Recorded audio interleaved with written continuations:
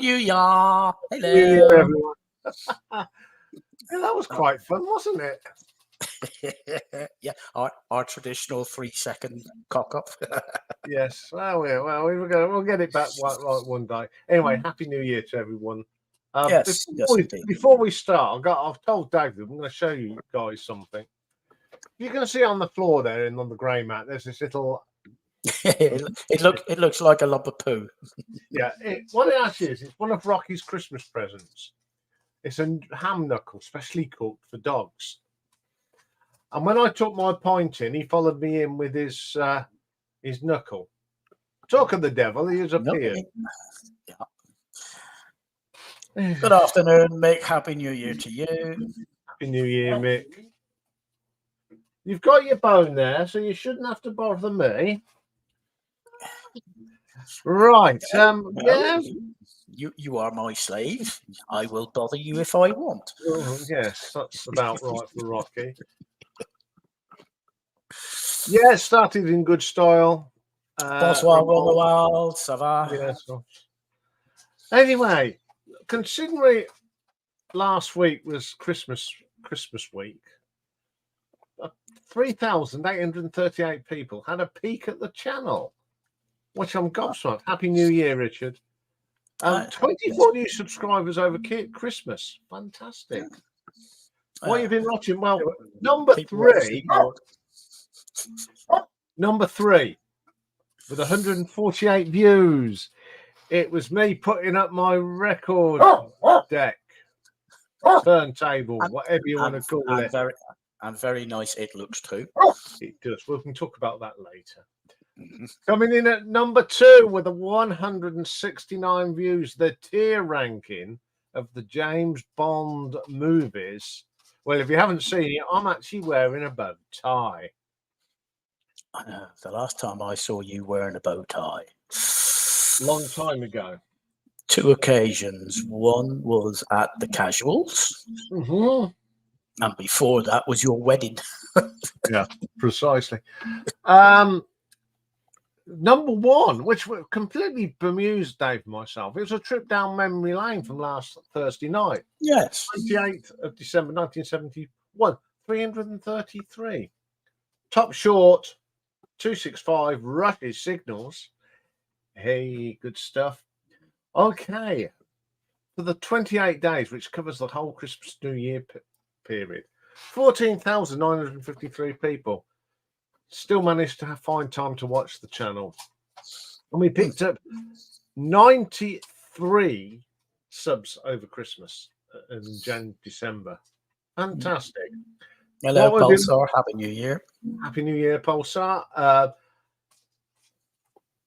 We've come in at number 3 with 195 views is Iain's Top 100 Bands Part 1. When we did count it down from 100 to 76. Number 2 is last week's trip down memory lane at 333. But topping the top of the table is Top 100 Bands Part 4, the countdown to the number 1, which everybody knew anyway. Yeah, that was no surprise.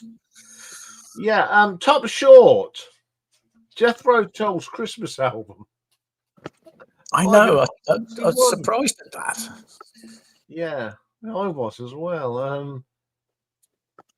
Okay, since we've been going, we're now up to 268,533 views, and we're 7 off 1,400 subscribers.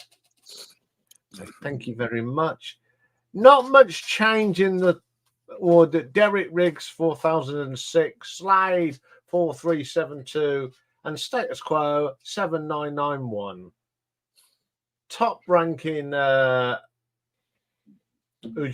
what's it called, a short.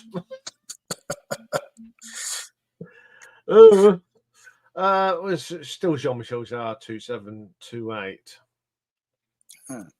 So so I was quite surprised. I didn't think we'd have so many people watching over Christmas, to be quite honest. I know I put lots of funny stuff up there, but like the bloopers. Yes, that was a giggle. Yeah. And actually, it was rather well curated. The one thing you didn't do, I thought you might do, because whenever we talked about this, you had mentioned doing it when it all goes wrong. Oh, what was the name of the guy? Tall, thin guy, glasses, held a Dennis Norden. Nah. Gordon. Yeah, I didn't do that. Might do that another year. Never mind. Anyway, well, I have been listening to stuff. I've completed Nick Lowe and The Creatures and Roger Daltrey. It's a good read. I've done Creatures as they're coming up very soon. So, yes. Dr. Feelgood, I'm 15 of the 17. We're getting there. Pete Townsend, 4 of 6. Lou Reed, 17 of 20. Teenage Fan Club, a new one, 2 of 11. And the next ones I've not started. They came out of the laundry list this afternoon. So that's Love Sculpture, Dave Edmunds, John Martin, The Tubes, The Weather Report, Texas, and The Partridge. Stephen, good evening. Breakfast King, good evening. Yeah, Nick Lowe's coming up. I think it's February, your birthday month, Richard.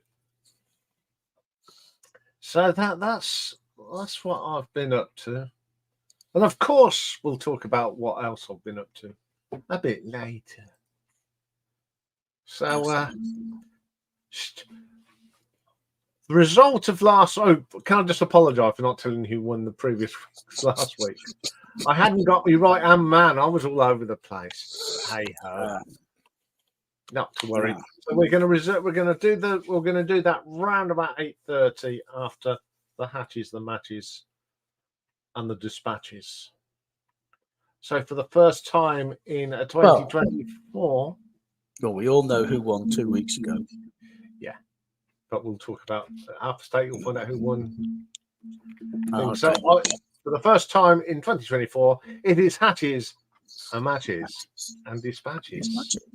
And dispatches comes first. So we've got a couple of weeks to cover because we haven't done it since before Christmas. There wasn't one last week because I wasn't here. So going all the way back to the 21st of December. And this was an unfortunate one. Lenka Slavkova, Czech musicologist, music historian, and academic, who unfortunately was the victim of the shooting at Charles University in Prague. The 22nd of December, we lost Laura Lynch, an American musician, and she was co-founder of the Dixie Chicks, who later became the Chicks. 23rd, we lost Lisandro Mesa, a Colombian singer and accordionist. The 24th, we lost John Cutler, an American audio engineer for the Grateful Dead, and it was a record producer. He produced In the Dark. We also lost Willie Ruff, an American jazz musician and educator. Thankfully, nobody died on Christmas Day in the music world. But on Boxing Day, the 26th, we lost Tony Oxley. Now, he was an English free improvising drummer and eventually became co-founder of Incus Records. We also lost Tom Smothers, an American comedian, actor, musician. He was part of the Smothers Brothers. The 27th, we lost Michael Gibbons Jr., an American guitarist with the crossover thrash band Leeway. Oh, hello, what's he on? Blackheart. Yeah, Richard, sorry. The 28th, we lost Pedro Suarez Vertiz, a Peruvian singer-songwriter with the band Arena Hash.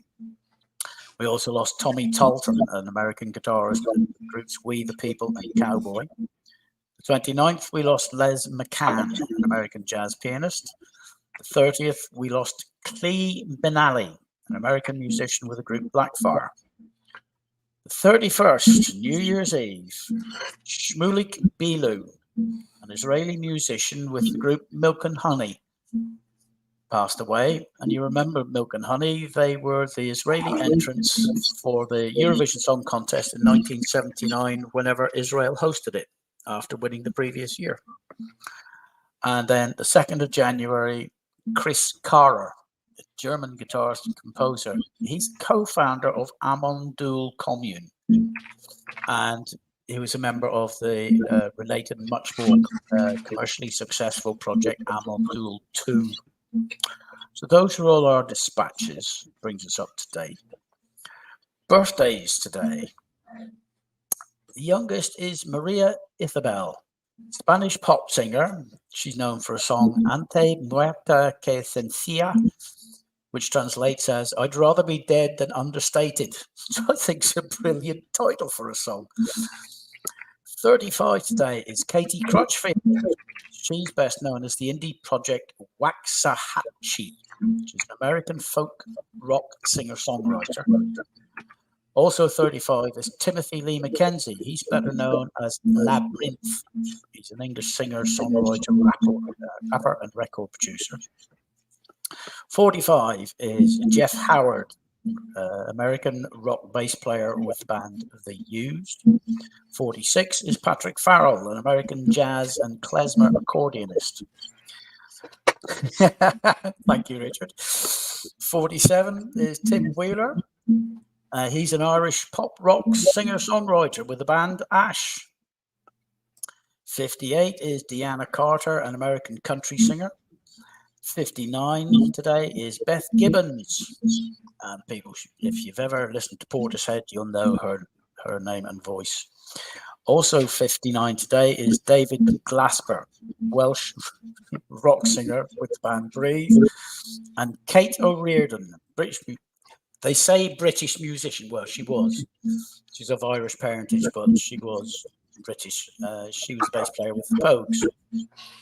61 today is the magnificent Till Lindemann, German heavy metal singer. On the stage. Dun, dun, dun, dun, dun. Sorry. I knew that was coming. 62 is Martin McAloon, Brit power pop bassist with Prefab Sprout. 64 today is Michael Stipe, the brilliant Michael Stipe, rock vocalist and songwriter with REM.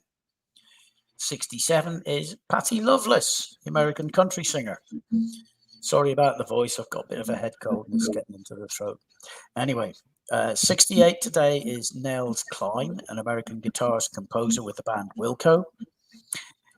Also 68 today is a founding member of Joy Division, a member of New Order, Electronic and Bad Lieutenant, Bernard Sumner, the English musician and record producer. I think we ought to put him on the producer list. Potentially. 69 today is Kathy Forrester.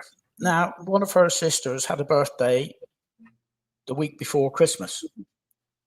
She's now having a birthday today, and they were part of the Forrester sisters. 70 today is Eugene Chadbourne, an American avant-garde jazz composer, guitarist, and banjo player. 77 today is Chris Cutler. He's an English musician, percussionist, and composer, and he's worked with the bands Henry Cow and Art Bears. Excuse me a second. Clear throat. 79 today is J.D. Maness, an American pedal steel guitar player with the band Desert Rose Band. 80 today, and Iain is currently listening, or he was listening to some of their music. Volker Hombach, a German saxophone player and violinist with Tangerine Dream. And granddaddy today is John McLaughlin. He's also known as Mahavishnu, British jazz rock fusion guitarist. He has played with the Graham Bond Organisation and, of course, the Mahavishnu Orchestra. But interestingly, in his younger days as a session musician, he gave guitar lessons to Jimmy Page. Says a lot. Marriages, matches. I've only got two for you today because the rest are all, there's so many divorces, it's ridiculous. 1926, the American songwriter Irving Berlin married heiress and author Ellen Mackay. And in 2004, Britney Spears had her surprise wedding annulled after 55 hours. didn't last an awful lot. Just over 2 days. Speculation is she was as a newt whenever she got married. So anyway, that's your hatches, matches, dispatches. Our talking point this year is 1974, not 1975 as previously advertised. Thank you all right. for putting it right. Yes, thank you, Mike. So anyway, February of 74, Blazing Saddles premiered. And it premiered at the Pickwick Drive-In in Burbank, California. And the patrons, rather than driving in cars, went in and watched the movie on horseback. I think it's absolutely classic. March, Chinese farmers discovered the Terracotta Army. The 8,000 clay warrior statues buried to guard the tomb of the first Chinese emperor. May, India became the 6th nation to explode an atomic bomb. By God, haven't we regretted it ever since then? Excuse me. This is a problem with having a head cold. I've got to clear my throat and nose every so often. August. Tricky Dicky resigned as President of the United States, and Gerald Ford swore the oath of office to take his place as the 38th US President. In October 74, we had the Rumble in the Jungle. Muhammad Ali KO'd George Foreman in the 8th round in Kinshasa. That was the fight where he used the old rope-a-dope tactic. And then in November of 74, the most complete early human skeleton was discovered by Donald Johnson, Morris Taib, Eve Coppens, and Tim White in the middle Awash of Ethiopia's Afar Depression. And that is the famous Lucy. So that's all your sort of major bits and bobs. There was 2 general elections in 1974. Yes, I decided to avoid that because I thought you'd come up and say. How do I remember? Because I got 2 extra days off school. Yeah. Because my school was used as a polling station. So. Oh, Breakfast King Loyo met the bass player from Mahavishnu Orchestra. Yay. Excellent. Pulsar, no, they haven't been ranked. They're on the laundry list. And the best album ever was released in 1974. I'm not, I couldn't possibly comment. Yes. Right, young sir, are you ready for? Yeah, I can't see what that was because I've obviously got this up on screen now. Okay. Oh, it was Richard saying, don't forget the best album ever was released in 1974. Right. Oh, we didn't know that Breakfast King of Loyola had his first birthday in 1974. There's an important date. Oh, definitely an important date. Yes. Right. You're on screen, sir. You are full screen. Off you go. Okay, well, as you can see, we've got our lovely new artwork. And we're first going to start off on Monday with finishing the last bit of the Steve Hillies story. I managed to get through System 7. Well, hard work. So there's a couple of albums he's done with other people. So we're going to have a look at them. The classic Forgotten album is an absolute gem from Squeeze, and it's the brilliant Argy Bargy. It's a great album and gets totally forgotten about.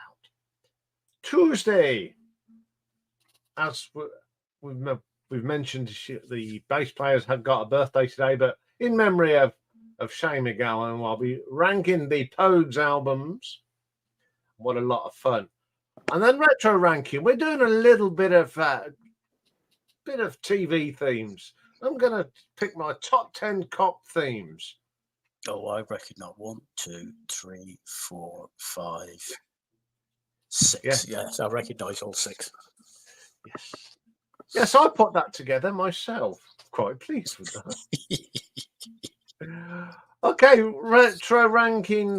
The marathon day, to get the right day. We've got the first part of the Beach Boys album rankings. Well, we'll be counting down number 25 up to number 15 in the order. So that is Wednesday. Thursday, is it 29 to 15 or 29 to 16? Or something like that. Oh, okay. Yeah. Thursday, we have got the penultimate tie of round 1 of Battle Royale. We have got 2 legendary people. We got the Sex Pistols, and never mind the bollocks. Here's the Sex Pistols going up against New Boots and Panties by Ian Jury. That'll be a corker. Pick and mix. We're going to have a wander down the sidewalk, and we're going to look at the US top 10 for January the 11th, 1972. And then Thursday, we're going to do a bit of thrash metal live albums from Megadeth. And then we've got a one-off album, Storm Corrosion. If you don't know who they are, it's Mikael Hagler, I think, of Ipeth, can't think of his other name, and Steve Wilson of Porcupine Tree. They made this one-off album together, and it's an absolute gem. So that is all next week. So I'm going to do that and come out of that and do that.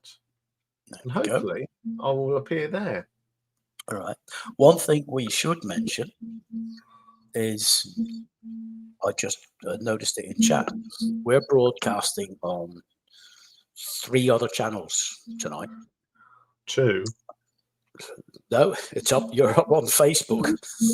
Oh, you're on Facebook. We're on YouTube. We're on Twitch. So if you're watching on Twitch, hello, welcome to the Madhouse. Yes. And for those nice people who popped in after you did your first tentative hello, we will be doing a live show. Oh, hello, sorry to disturb. I'd like to promote your channel. It doesn't cost that much. FAO was the answer. Yeah.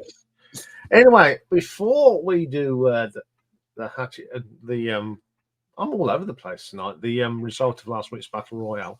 I'm going to do the movie bits of 1974.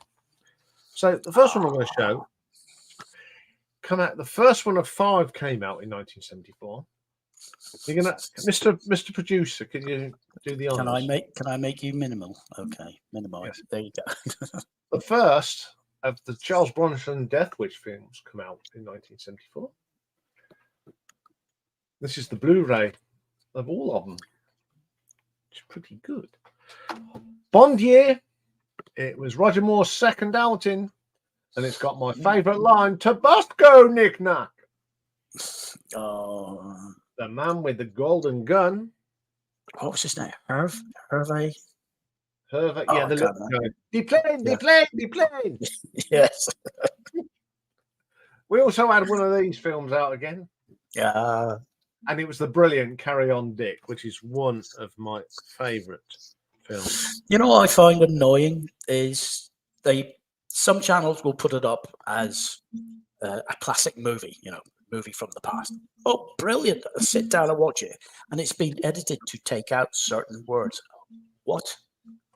PC gone mad.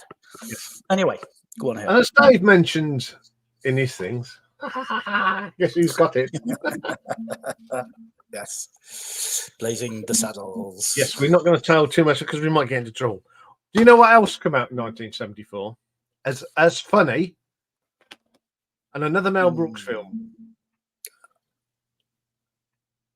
Also got Gene Wilder in it. Oh, yes, I can see it, but I can't see the title. Young Frankenstein. Yes. That's got my favourite bit when Marty Wilde's head's on that shelf. And you go, oh! Okay. A TV series made its first appearance. Now what? Yeah, I'm not going to, but it's in this box set, which I've got. So, which one do you think of? Wow. It's not going to be Clarence. Which one made its debut in 1974? Well, it made its debut. I'll Let's just check. In 1973, the pilot came out in 73. The series, yes, Richard's right. It's Porridge. Made its debut in 1974. So that's thing. I'm going to show me records later, but that's the movie bit of bits and bobs that came out in 1974. This though is brilliant. It's got all the original 701 pilots, Porridge, Going Straight, Open All Hours, The Magnificent Evans, and Clarence all in one box set. If you like Ronnie Barker, I recommend that. Anyway, I think that leads it quite nicely. I know it's 25 minutes past, but that's near enough, isn't it? Yeah, hang on. I'm just having a look at something here. Yes. Yes, Porridge came out while he was doing the two Ronnies. Yes, absolutely brilliant series. Yeah. I'd say out of them box sets, the favourite is Porridge. So there's the link to come up and go hello, all that good stuff. So that's the one I'm showing on Twitch. So I get 3. I don't know what you guys get, but I get all where I'm broadcasting. So if you're on there, that's your link. Come up and say hello and thing. And are you ready to put everyone out of their miseries? Do I have to? Can't we drag it out for another week? No. No. Okay. Yeah. Okay. Let's have a look here. So we want to do 2 weeks ago officially with 54 votes. It was 33 votes to 21. New Order beat Prince. And then last week, and I'm sorry, Turnips Return, but you got absolutely wiped. The live poll, you lost 16-4, but the community was devastating. You lost that 37-2 for a total of 53-6. That's the widest margin we've had on any battle royale. I'm sorry for Turner's Return, his choice of Sleepy Jackson. I tried listening to it and I just couldn't get on with it. Anyway, you'll find out more about that when we do our little review. So how is it going in this week's? We've got Boston versus Stone Roses. We've got Ralph Boston and Robert Walker's Stone Roses. Let's go and have a... When I last looked, it was Boston. And to see the numbers, I've got to sign in. Oh, yeah, yes, it is. Yes, Boston's in the lead. Oh, I know. Rob said he was coming up later. 16-11 in the community at the moment. So that's the link. Well, I haven't done much else this week. You know, I took the decorations down. I didn't put any up. Yeah, and then I got some lights on my window, and I took them, tried to take them off thing, and I pulled one bit one way, and the lock come down, and now I've got this knot that I've got to sit through.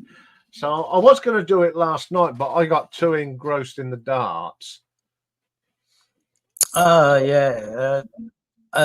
For a, what is he, 16-year-old? He was fantastic. It was a great darts final. It was, but in the end, time has come. Yes. Well, he's already the junior champion. Yeah, I mean, he was playing the world #1, so, and they're both put on a great show, although it's a sport. Anyway, I saw some of the stats, the numbers, and the maximums by, I think it was the 6th set. The world number one already had 20 maximums. Yeah. Anyway, I haven't set the lyrics tonight. It's Dave that's done them. So yeah, I'm not telling. No, I did get it right though. I did get it right. I got it right. Yes, took you a while. Took me a while. I kept going round in my head, and then it clicked. Yeah, going round in your head. Yes, that's a potential clue. No problem. Should we give him a clue? Well, Not a problem, Nick. Nick, did you see the post in the community aimed at you? Yes, while we're doing that, no, what am I doing? It's all right. I've had a few problems today, technical hitches, and that was one there. I hope it didn't spoil you. Yeah, Billing Aquadrome is flooded. So we can't do any live recordings from Life and Billing Aquadrome yet. So yeah, so if anyone else wants to come up and join in, because we've got a few things to talk about, like the vinyl tag that Rob did, which is doing very well. I like to talk about my new toy. I see a certain French Canadian. Whoops. Bonjour. Bonjour. Hi, everyone. How are you doing? Romuald. Welcome to 2024. I'm not having a good day today. Welcome to 1924. It's going to be a good year, as they say in Tommy. No, it was 21. Sorry. Yeah. Good evening, Mike. Good evening, Mike. Hi, Mike. Well, do you want to talk about my record player? Hiya. Has everyone seen my new toy? The video you posted. Yes, Not yet. Well, Yeah. there is a bit. There's about 35-40 minutes gap because the speaker wires, right, to get back into like the preamp and that, I had to. It was a very thin wire. I had to put them down this little hole and get it round a nut where I couldn't get at. So you kept screwing it up, and then the wire fell out. Oh yeah, I've got the same Whoever problem. designed that needs hanging up by their But it sounds great. Absolutely. I went over budget though, Mike. But we were talking a project turntable. Yeah. I've got a project. They're really good, aren't they? Yeah. Apparently, I've got a ceramic platter. Yes. Yeah, they're really cool, aren't they? Yeah, and it's suspended, so when you play it, it looks like it's going around in midair. Right. Yeah, apparently, I went to my local dealer, and he says you can buy separates, but you're gonna, because of COVID, buying separates is too expensive now because of the components.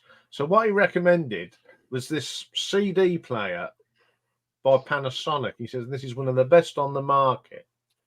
He said you can go for a Sony deck, or you can go for the Project T1 deck. It was a no-brainer, wasn't it? Yeah. You couldn't put great music on a Sony and blast it out. I'm so pleased. I mean, the Beavis Frond albums sound brilliant on it. And I appreciate them albums more than when I listened to them on Spotify. I think Inner Marshland would have probably been even further up the ranking. Yeah. Because it's just the album. Yeah. You're right. I mean, all the extras, all the superfluous sort of retakes and alternate versions, they're just not worth it, are they? No, I mean the beginning of that album sounds brilliant, much better. It's got a lovely, rich tone to it. And even Lee, he'd never heard Beavis Front. He said that sounds good. So yeah, Well, I'm glad you're getting into them. yeah. It's you, me, and Steve Carlson are into Beavis Front. One day we'll have to do the Beavis Front appreciation video. Yeah. The 3 VC people that love Beavis Front. Yeah. Yeah, my aim is to get the rest of them now. Good. Yeah. So anyone have any of you chaps brought anything this week before we go into 1974? I just made my vinyl tag video yesterday. Yeah, I've both watched your. I've watched your final tag. There's some really good people have done some really good records for them 20 questions. And I think Stevie's video, his prog video for Tomato, is probably everyone's favorite, isn't it? It's just brilliant. Yeah. Anyway, any of you two got anything for 1974 then? Yes, sorry, Mike. Thank you for reminding me I got my years the wrong way. That's all right. That's all right. I know you get a little confused, Ian. You know, it's your age, mate. I know. Senior moment. So, are we going to your Leeds first or Montreal for 74? Oh, you're going to... Yeah, I know. It's all back to front, isn't it? Yes. Yeah. I go them. Yeah, you go first. Make him big then, Mr. Editor. Okay. Yeah. Right. There he is. I've left a couple out because I think that other people will show them. Particularly Rommel. There's one I'm sure he'll show. Anyway, a couple of singles to start with. And as Richard said last week, you know, the UK was terrible at not doing picture sleeves on singles. So nearly all sort of generic in the 70s. So this is a sweet Teenage Rampage. And then Slade came out with two of my favourite singles from them in 74. So we've got Every Day and my favourite of all time, and that's Far, Far Away. That's my favourite. Isn't it? Yeah, it's absolutely brilliant, isn't it? Yeah. So that's 3 singles. Right, let's get into some albums now. So first off, Genesis, Lamb Lies Down on Broadway. Never heard of. Gabriel's swan song with a band. Never heard of that album. Never. Nah. It's a really weird concept album. It's very confusing and I think very confused. And when it first came out, I must say I didn't really like it, but over the years, it's really, really grown on me. Next off, sort of my favourite King Crimson album, Starless and Bible Black. That's an excellent album.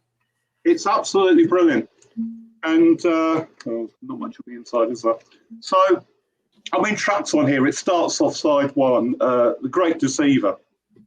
Absolutely brilliant. And then it goes on, and then probably my favourite track on this is The Night Watch, which is actually a song about the painting, you know, Rembrandt's massive painting of Night Watch in Amsterdam. And then on the B-side, just a couple of tracks, Starless and Bible Black, which I think that's a line from Dylan Thomas's Under Milk Wood. Yes. Yeah. So that, as I say, that's my favourite King Crimson. Then one of the greatest Canadians, Joni Mitchell, Colton Spark. Brilliant album. You know, it's an absolutely lovely album. Yeah, this is an original. It's about the only original I've got of hers. So that's really nice. Then a band that issued 2 albums in the same year, and that's Sparks. So Kimono My House, which I think is the best of the two. And then Propaganda, the album that I'd like to find out what's happening. Yeah. Right, and another album that I showed on Vinyl Tag is Cockney Rebels, the Psychomodo. Yeah. Absolutely brilliant album. It doesn't get shown, and I mentioned on the tag that quite a few people across the Atlantic, particularly Jack Vinyl Martini, has shown a lot of Steve Harley, but nobody shows this album, and apparently it's really difficult to get hold of over there. And then finally, a couple of Bob Dylan albums, Blood on the Tracks. This is my favourite Dylan album. I think with most people, you become aware of Dylan at a certain point in his career, and that tends to be your favourite. And with me, it was this sort of early to mid 70s. And Tangled Up in Blue is my favourite Dylan track of all time. And then finally, a live album, Bob Dylan and the Band, Before the Flood. And this is an absolutely brilliant album. It's a recording of their US tour. Bob Dylan and the Band did a joint tour in 1974 across the US.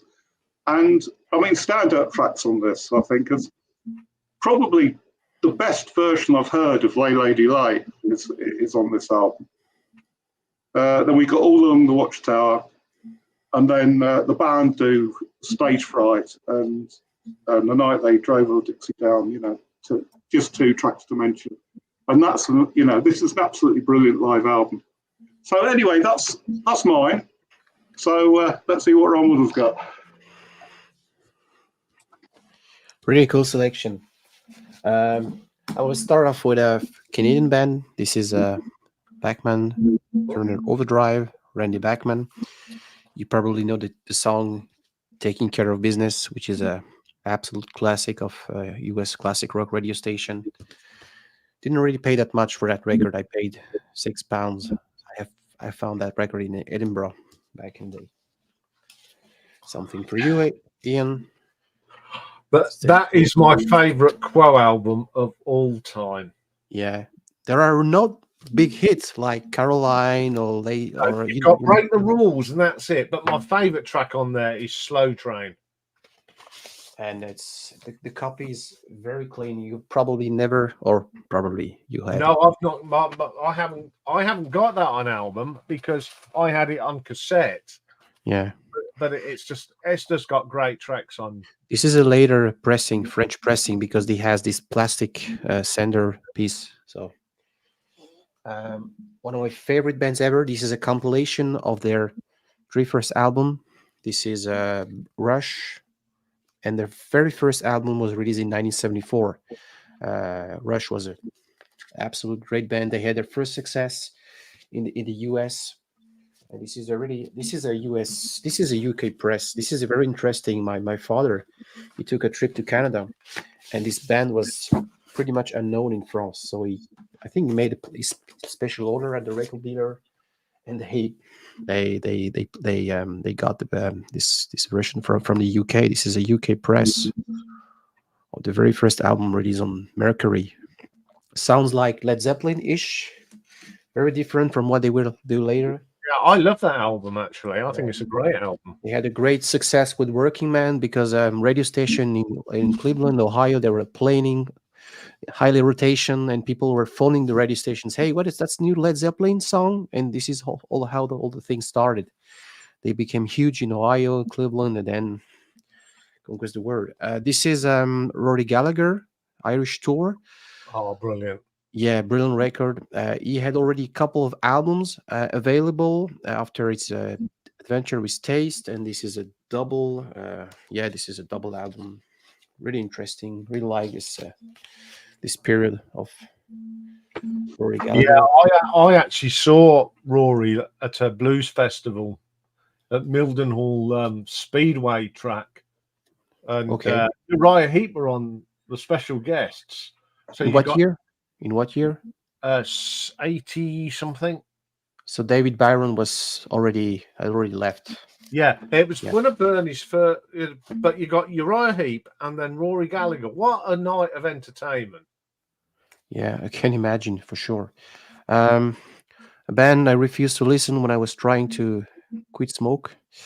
Camel, Mirage, very underrated prog album. And the copy I got is pristine. Released on Durham. It's a wonderful album. Yeah, with Nimrodel. Just a jazz fusion prog album. Yes, Relayer. Mhm. One of Yes. Rick Wakeman just left the band, and it's interesting. They asked Vangelis to join the band, but didn't match. So they hired a Swiss keyboard player named Patrick Morat from the French-speaking part of Switzerland, and this is very jazz fusion, which is weird because Bill Bruford wanted to do some more jazz stuff when he left Yes after Close to the Edge. So this is a right after Tales of Topographic Ocean. I prefer that one from Tales of Topographic Ocean. Yeah, I do. Yeah. A German band, their second album, Scorpions Fly to the Rainbow, and this is 1974. They had this amazing guitar player named Uli Roth, played like Hendrix, very spacey, very different from what they will do with Still Loving You, Blackout. They had a sound. I really liked this I love them early albums from the Scorpions. Yeah, me too. They are just really Behind good. myself, I got a signed copy of In Trance because I got to meet Uli Roth. He played in a small venues and met him. Very nice guy. He stayed with us at the end of the concert in 2019 in a small venue in my hometown in France, and he signed all my records. Very cool person. Oh. This is On the Beach. This is Neil Young. This is also very different. I think he went through a hard time of his life when he made his album. But I also saw it on a couple of VC vinyl tag. A lot of people were mentioning that one. Yeah, it's a great album. Yeah. And we are back in Germany with Kraftwerk, Autobahn. Yeah. It's not their first one, but it's not my favorite. We go with probably Trans Europe Express or Radioactivity, but still a good way to discover how electronic music became a thing. Kimono My House, I got that one as well. I don't have the second one you showed, Mike, on your VC line tag as well. And one of the very early, I guess, UK press. Yep. Released on Island label. I think their career, they had ups and downs along the way, but this one is pretty solid. This is, yeah, what you said about that album, Mike, exactly what I think. I had a hard time to get in that record. It was not like, easy listening, like Nursery Crime or Foxtrot. Something, something complex, experimental, but after a couple of trying, it's not my favorite though, but it's a solid album. Yeah. Probably if they had more unity back in the days, things would have been different, I guess, because Gabriel had went through some hard times, private stuff, and a band that released 2 albums on the same year, Queen. This is Queen 2. Just got a copy of that one, and Sheer Heart Attack as well. Yeah. Yeah. My favorite Queen album. Yeah. My favorite Queen album as well. Yeah, and I really like the part when Roger Taylor is taking the leading part in vocals. And the one I showed on my vinyl tag VC24, this is Fedra, this is Krautrock, German Tangerine Dream. This is an absolutely beautiful. Yeah. Yeah, I imagine myself traveling up to the North Pole. Yeah. Yeah, I know exactly what you mean. It's very ambient, isn't it? Yeah, very ambient. That's a great album. And you would excuse me, I don't have a copy of the last one, but it's one of my favorite releases in that year. This is from Robert Calvert, This is an album he made with Brian Eno, with Lemmy from from All Kind. This is a space rock album, concept album. I don't know if you have Captain already heard. Lockheed and the Yeah, Starfighters. it's Yeah. a massive album with that concept where where this government trying to buy Starship or not Starship, Starjet, fighter jet, and yeah, Yeah. I wish I Produced had by, a copy. Yeah, yeah, produced by Roy Thomas Baker, of course, who did the first yeah, early Queen albums. So yeah. yeah. So this is it. Thank you. Okay. Thank you very much. Okay. Well, I think it's time for the host to show. Yeah. Well, Well, I'm going to start off with two that I nearly put in the vinyl tag, but it's remorse to show them. Sheer Heart Attack, of course. And I've got this is an original pressing of Queen 2. Because it opens up to put that.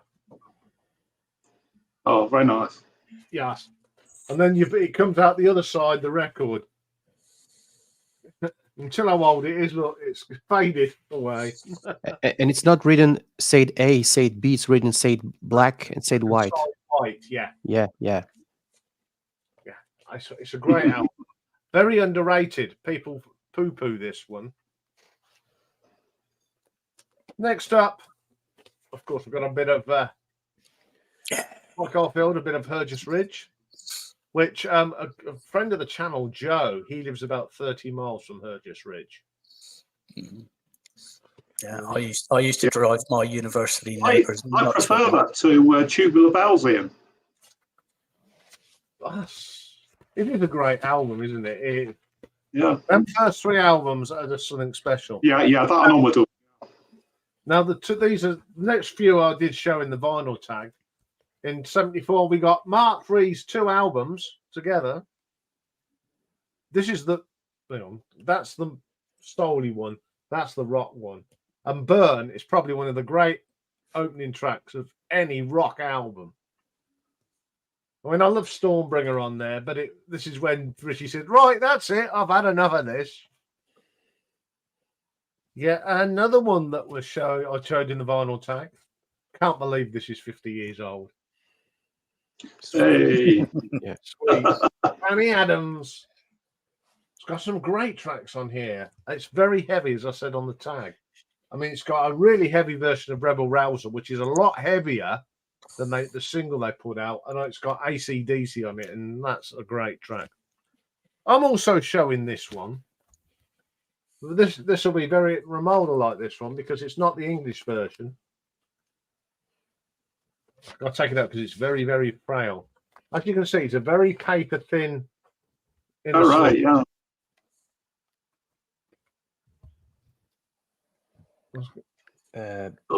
German? That's the Canadian. The Canadian. Oh, yeah. Cool. All right. Cool. Yeah, this is the Canadian pressing of The Lamb Lies Down on Broadway. I've got the UK pressing, but I've got that. How does it sound compared to the UK? Well, I've played them. I've actually played them, and I think the UK one just edges it. Okay. Yeah, but this is just nice to have. I paid £10 for that at a record fair. And when I forgot, now I've been going through all my albums. I've finally gone through the boxes. Now, if I'd have done it the week before, I would have showed this. This is from 1973. Hey! Okay, but guess what come out in 1974? Return.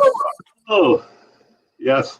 Remember You're a Womble. We're classics like Remember You're a Wombling, Non-Stop Wombling Party, Wellington Goes to Waterloo, The Womble Square Dance, Banana Rock. All done brilliantly though by Mike Batt. Mike Batt had a lot to answer for. Yeah, but yeah, this is as old as this is definitely 50 years old, and I remember getting this and this. These are mine. Yeah. You can't help but love them, can you? Really? No, but when you listen to, I've actually listened to them, and they're quite rocky. Absolutely great stuff. So that's my. Oh, I'll tell you what. Pull out that Canadian pressing. Oh yeah. Has it a Q near the catalogue number, or does it have a C? Okay, I didn't know. Oh no. C. So it's pressed in Calgary. Ah, there you go. There's a little bit of information for Oh, you. wonderful, Darren. Yes. I don't know if you can see. Yep. Yes, that's a C. Yeah. Oh, now there's a bit of trivia for you to note and file away for future reference. Yes. Absolutely. Yeah, I've been finding playing some of my older records this week. Like that one I put, that not everyone's got, the DTs, a blues band signed by the band. But I'm gonna show this again because it's the first record when I bought as a teenager. Hang on. A great compilation. Yeah. But I remember, Ian, that back in the day that Sounds used to do a crossword every week, and they always referred to the lead guitarist as the Axeman.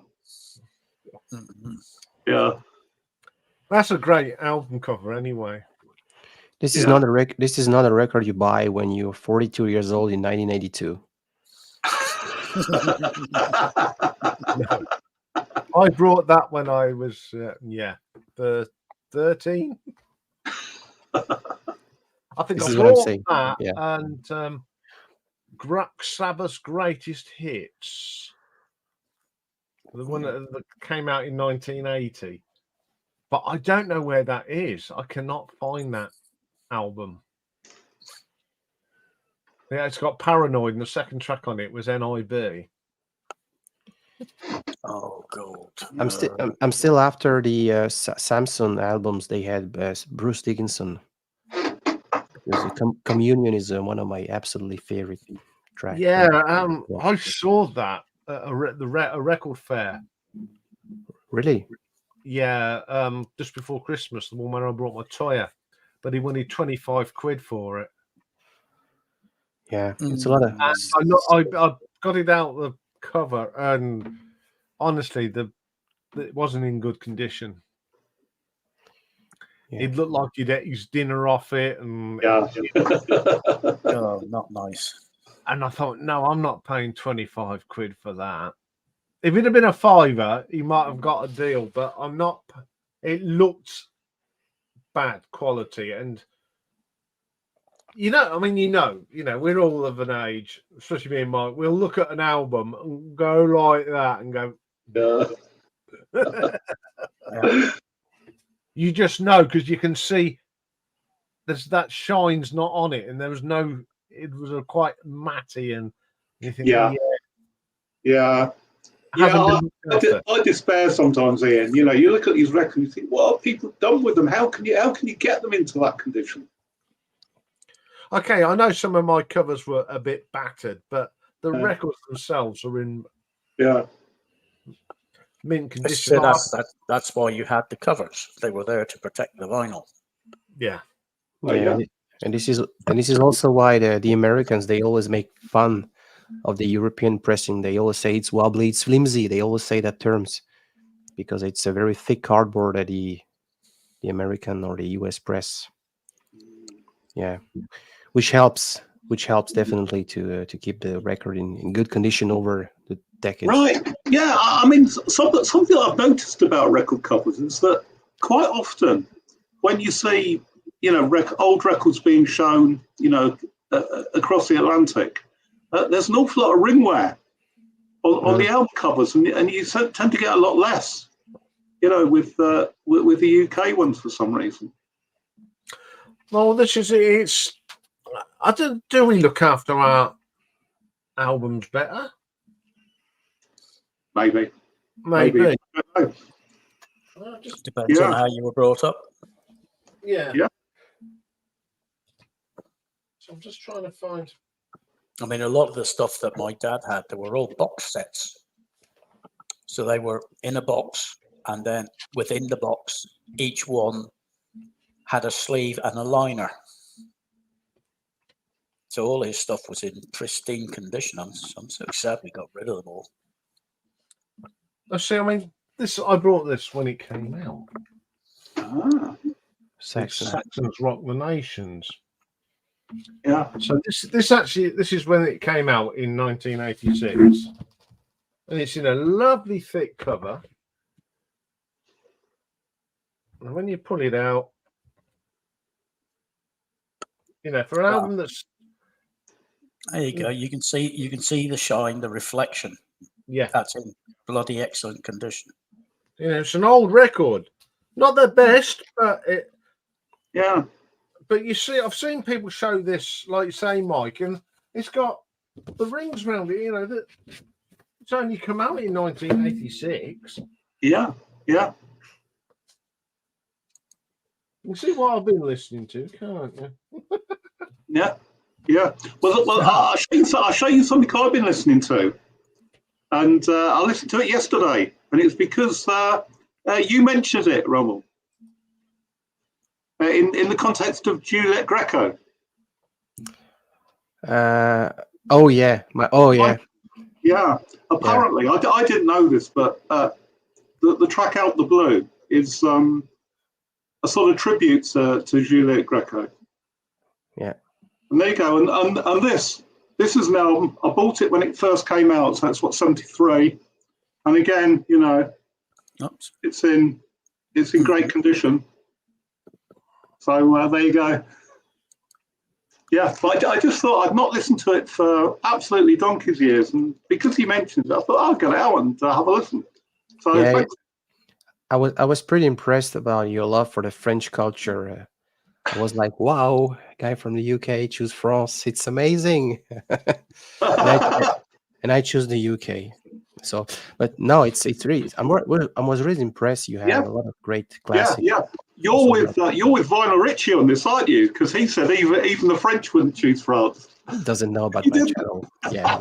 No problem. Yes, well, the Brits choose France for the food. The French choose Britain for the music. Yeah, isn't that John Lennon who said French rock and roll is like British wine or something, or British legend, or Yeah, it sounds like John Lennon. Yeah. yeah. Yeah, see, and I was quite impressed with some of your French records, Mike. Yeah, it's something I've been collecting. Yeah. I mean, I knew that when he was said France, I thought there's going to be some Jane Birkin in here. But you showed it for Yeah, of course. Who's famously not French, but was honoured by the French president at her funeral, wasn't she? Yeah. Mhm. Oh yeah. Yeah. Yeah. Are you not going to check, Ramon? You were so about you'd never heard the band Sky that Francis Monkman was in. Yeah. I have a list of a lot of record. I'm trying to compile to draw up a list. Yeah, and it's the first two that France is on. He's on Sky and Sky 2. But as I was left the link, Herbie Flowers, who obviously played in Blue Ming. Oh no, I tried. It's the record. It's released in 1979. Yeah, the one you are talking about. Yeah, just give a quick listen. Couple of the sorry, my head was elsewhere. Yeah, it sounds very late 70s prog, like Bartlett, James Harvest in a way. Yeah, I would say they're classic. They're all classically trained, but they've all got the roots, especially obviously Francis is. I mean, he was in Curved Air. I mean, his piece of Where Opposites Meet is just magnificent. 20 minutes of pure prog done in a classical sort of thing. And I actually saw Sky. Francis wasn't in the band then, but I saw Sky do that live. It's absolutely amazing. Yeah. I mean, I remember that they're really quite big for a little while, weren't they? Oh, huge. You know, and then they kind of faded away a little. Yeah, I saw them a few times, and they were always good. First time I saw them, I was, 13, 14? And when they did that gig at Westminster Abbey. All right. It was just after Francis had left, so Steve Gray was in the band then. But it was just brilliant to hear them play these great tunes. I mean, Kevin Peake, what a guitar player he was. And Herbie Flowers playing Tuba Smarties on the tuba is just brilliant. You know, if people forget that that's the guy that played that classic bass line on War of the Worlds. Dun dun dun dun dun dun dun dun dun dun dun dun. That's Herbie Flowers. All right, I didn't know that. Yeah, that's Herbie. Because I've got a video. When they took it on tour, Herbie Flowers did the first shows, and it was brilliant seeing him. Froggy's not the answer from. I think you're probably right, Nick. You're probably right. It used to be the answer, but not for a long time. No, not for me. Not. What is the answer? Is that ska the answer? Ska? Oh, most definitely. Yeah. Oh.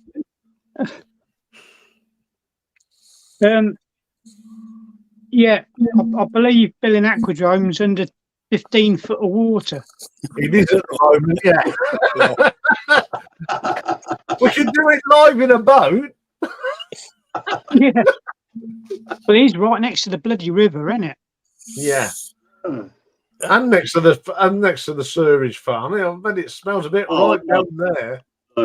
Yeah. Crikey, yeah. Forgot all about that. Only Northamptonshire County Council would build a pleasure park next to a sewage works. Yeah. It's how much they love the residents, isn't it? Yeah. Actually, talking about the weather, go on, you carry on. away with it in Leeds. Yeah. Well, we're all right where we are because I'm on high ground, but anyway, I remember years ago when we had bad rain, and Northampton's on a valley, isn't it?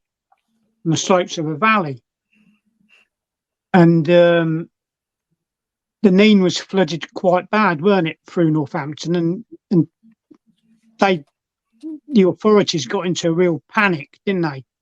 Yeah. And they opened up the bloody river gates and just let it all surge through, and it put bloody small towns like Frapston underwater. Haven't got a bloody clue, have they? No, I got caught in the Easter floods of 1999. That's probably it. It's probably the ones I'm on about. Yeah.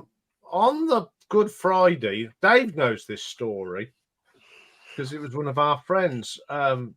Me and my mate PK, we went over to Hanslope to see his mum, and we went and saw her hello, and then as custom, we have to go to the Watts Arms for a glass of beer,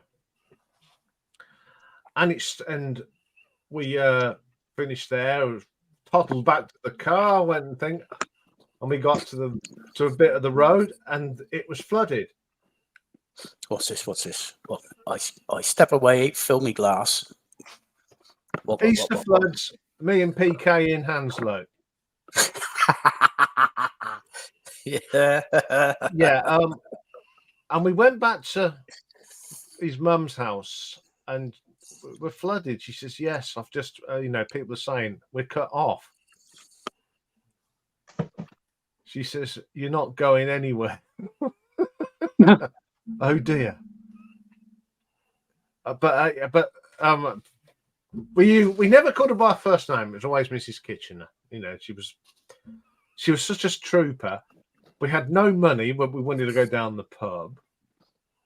So the landlord of the pub just said, "Oh, we'll set up a tab, and you can just pay when you can get some money." That's how good it was.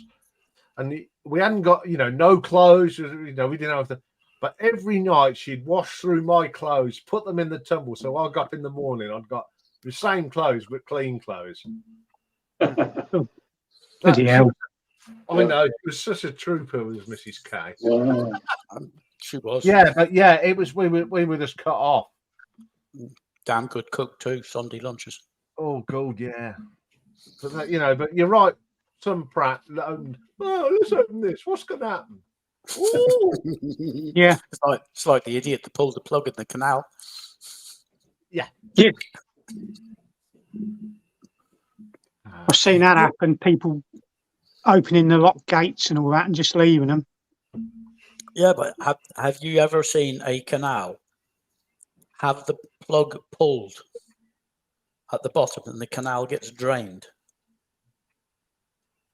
You wouldn't think that would happen, but it does. Canals actually have a plug at the bottom. Do they really? Is it just a wind up? No, it's serious. It happened up near Birmingham. Right. I'm finding it hard to believe, Dave. No, I'll go and look it up and find you the link. Anyway, you've got some missed the records. No, you can show your records, mate. Is everybody else? Everybody else been? We've all been, yeah. Oh, right. I've got 3 here. I would have had 4, but I'm going to use the last one in my vinyl tag, which I'll do on Saturday morning. 1974. Can do everything. Yeah. Oh, I've got that. What's he best known for? Yeah, I've got the single of that, Nick, but I've not got any albums by him. Yeah, big clue on there. I never realised. Yeah. Yeah. Boy George covered it, didn't he? Got a #1 hit with it. Yeah, but he didn't write it. Or did Labby Sifri? Who did then? David Gates. Really? Yeah, it's a song that he wrote about when his dad died. Oh, right. I never knew that. Yeah, everyone says what a great record written, but no, it's David Gates. I always assumed it was a Ken Booth tune. No. There you go. You learn something new every day. Yeah, I'm trying to count what album it come off. One of their, I think it's from about 71, 72. Well, I'll have a look. I'll have a look at the label. Should say Gates. It's an old battered copy. This is yeah. D Gates. Yeah. Well, I'll be blowed. I wouldn't have known. Wouldn't have known that. Like I say, I just naturally assumed. I knew Boy George didn't write it, so I knew he did the cover version. Right? Yeah, do you know? It's off their album "Baby I Want You," which came out in 1972. Oh, there you go. Yeah. Do you know who that is? Oh, that's oh god, the Big Six guy.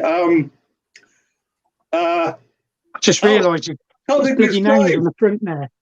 I can't think of his name. Yeah, it was shares his name with a futuristic comic book character. Yeah. Played by Sylvester Stallone played him in the first film. Yeah. Judge. No. God, my mind's not what it used to be, Nick. Carl has it. Judge. Yeah. Yeah. Judge Dredd. Yeah. Judge Dredd. Yeah. I think he's still the most banned singer in British music history. Yeah. Yeah. Probably. I wonder why. The king of rudeness. Yeah. Yeah, And I went yeah, down go on, carry on. because it was banned. Yeah. When you're like 14 years old and you see, it's been banned by the BBC, I'll have to get that. Do you know he even wrote a song for Elvis Presley? Really? What was Yeah. that? I'd have to get the article in the magazine out and let you know, but he did. He wrote one for Elvis Presley. But I'm not sure Elvis saw it. Because quite inconsiderately, he died.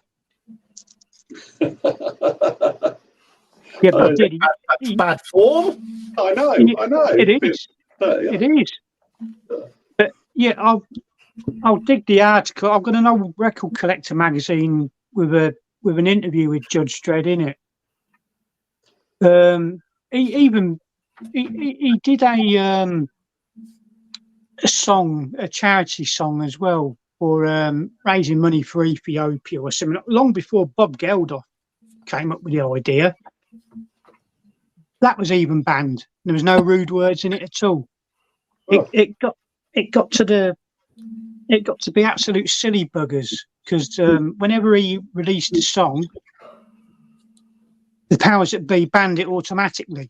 They never even bothered listening to it. You know, he's released another song, right? It's banned.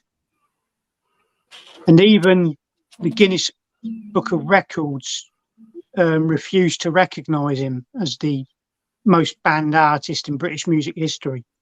They wouldn't print it in the Guinness Book of Records. Although he was. Although he was, yes. Yeah, Oh, he he was banned from the confirmed. most banned list, then. Sorry? He was banned from the most banned list.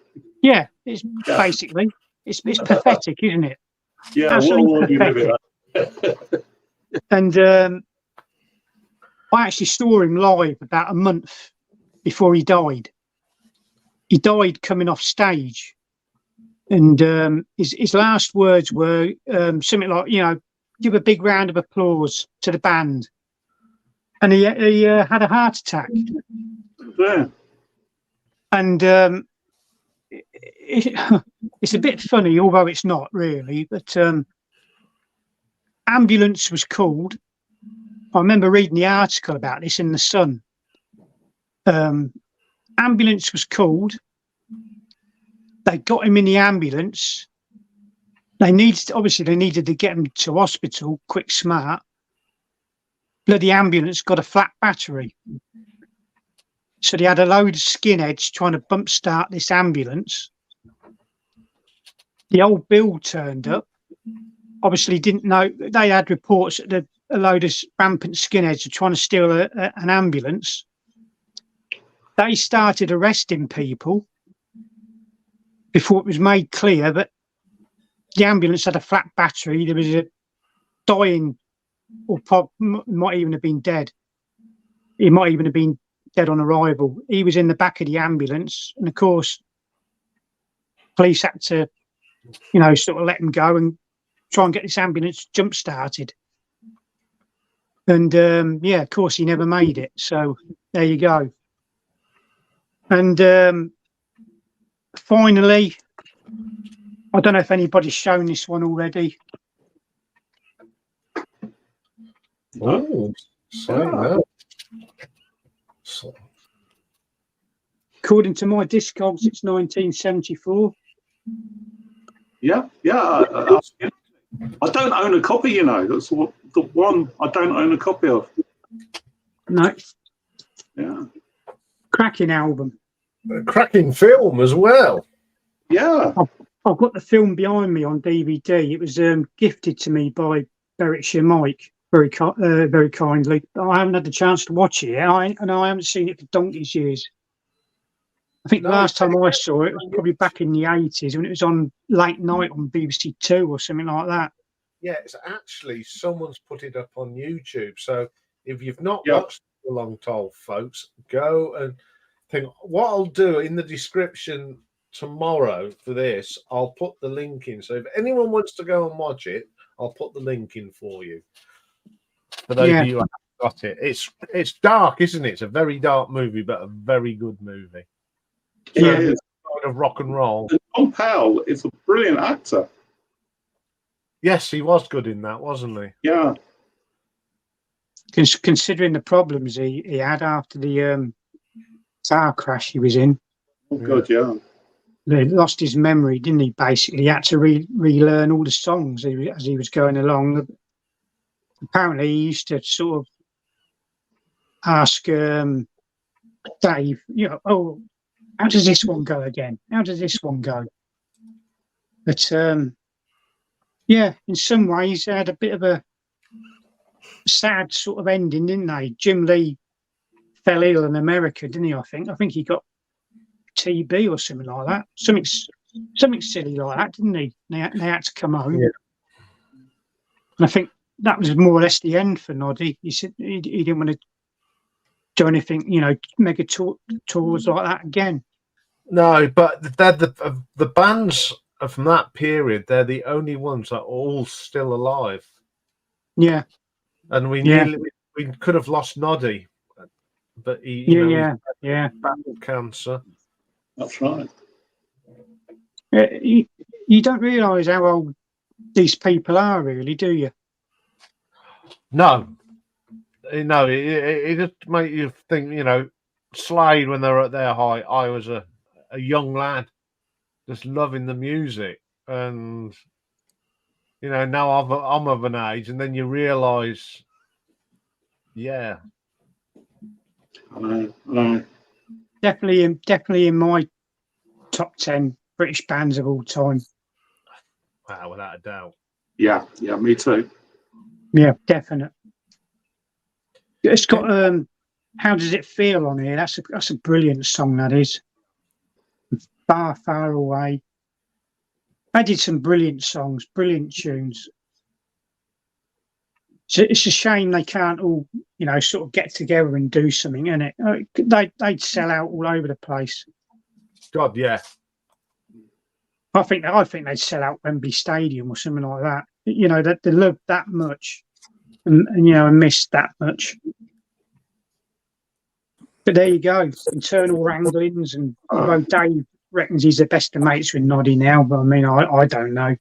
Yeah, I've followed the Dave Hill on Facebook, his face, and there was a picture of them before Christmas together. Yeah. Right. Yeah. I Well, know he had a bit of a kerfuffle with Don Powell, didn't he? Yeah. Well, But, Tweed's made a statement. The Slade ballads are in the same class as the Beatles. Yeah, you're quite right, Carl. Probably even better. Yeah. Anyway, good morning. Japan. Good morning, gentlemen. Hi, Michael. Hello. Happy New Year. And to you. Yes. And And to you, sir. Good evening, Rob. Hi. Hi, Your Rob. text Hi, Rob. caused a bit of a stir, hasn't it, in the VC? Everyone seems to be on board with it. Yeah, it's always popular, isn't yeah. Be blasé about it, like you. Yeah. Oh yeah, it's all right. it? Yeah. I've got another 1974 album, but I'm going to save it for Rob's. Oh, yeah. What's that? Do you want to stick it up again? Sure. It says, I'm Team Walker.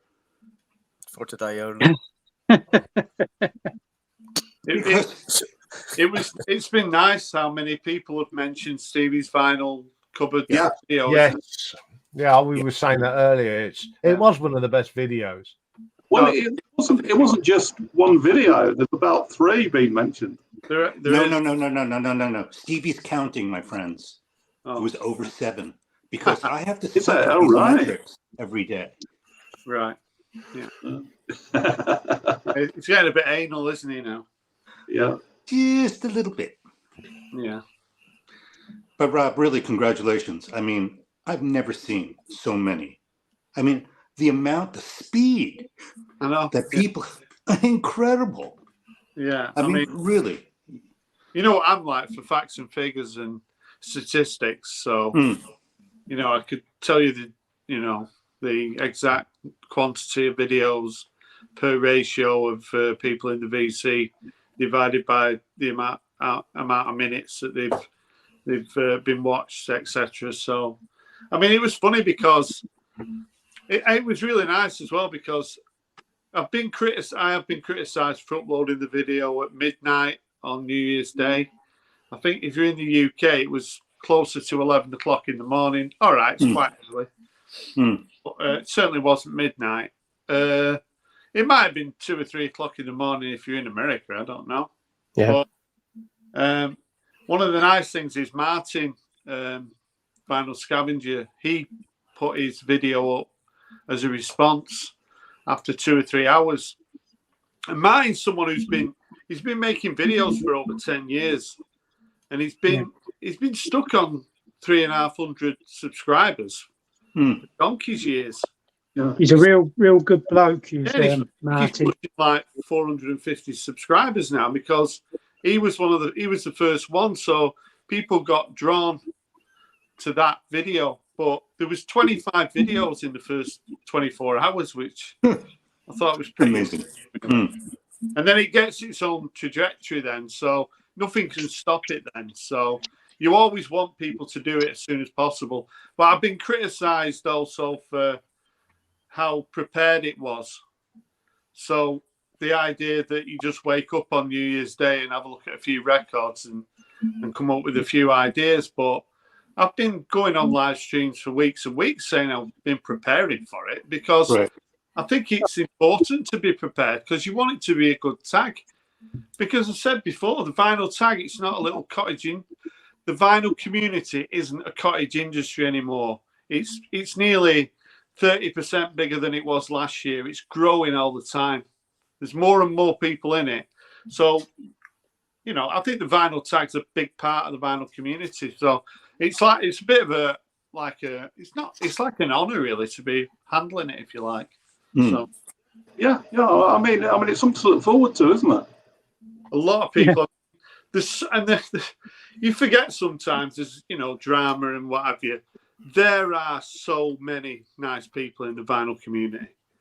There are so many nice people, and sometimes you get mixed up and drawn to these other kind of videos, and but some of the channels, the people are just a delight. And I mean, I've got a problem because I'm trying to watch everybody's videos and I'm leaving responses, and you see what you got to do. If I'm not subscribed to somebody, it's not easy to find them.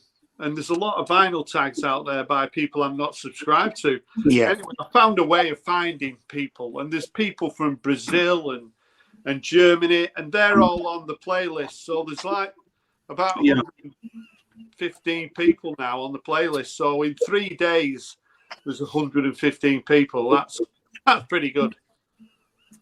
Yeah, really good, Rob. Really good. Yeah, I agree with Carl. I love that question. Which sleeve would you be part of? Yeah, well, that's not my question. So I said no, but it was a great question. It was a great question, and after the show last week, we got together and I said, "Has anyone got any ideas?" Yeah, that's one of Stevie's, wasn't it? There was some shocking ideas, but it's like if you throw enough shit at the wall, you'll get a good idea. And Stevie came up with a good one there, and he had to use it. So but I gave him credit. I said it was his question.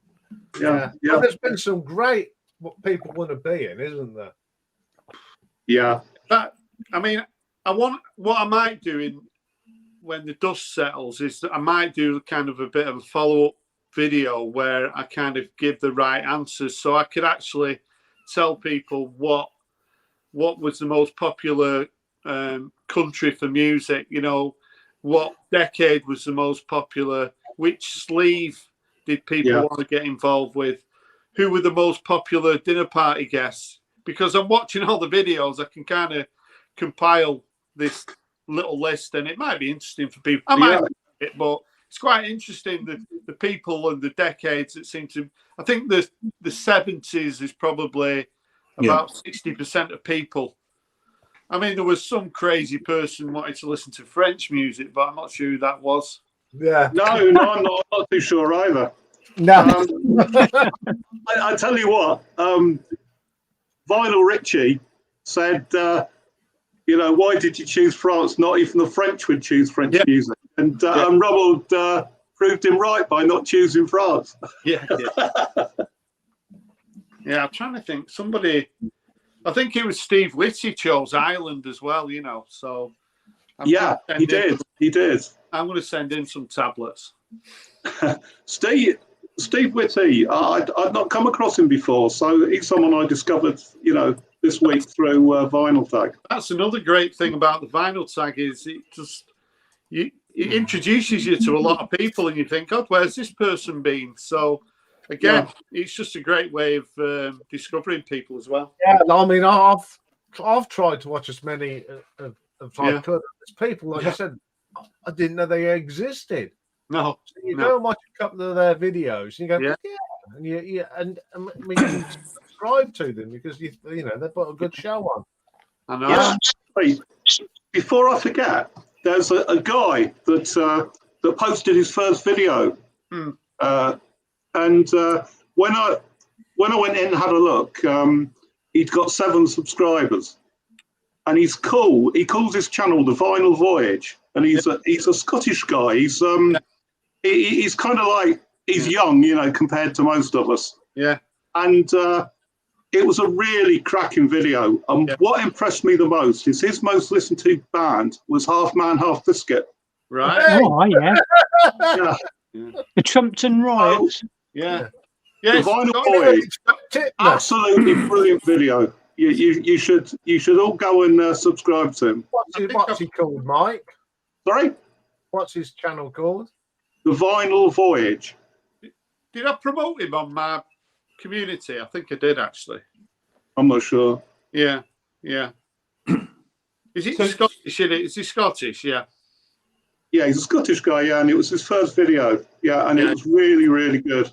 Well, I mean, it's like you, Mike. You said yourself, this time last year, you were just preparing to that sale, weren't you? You've not looked back.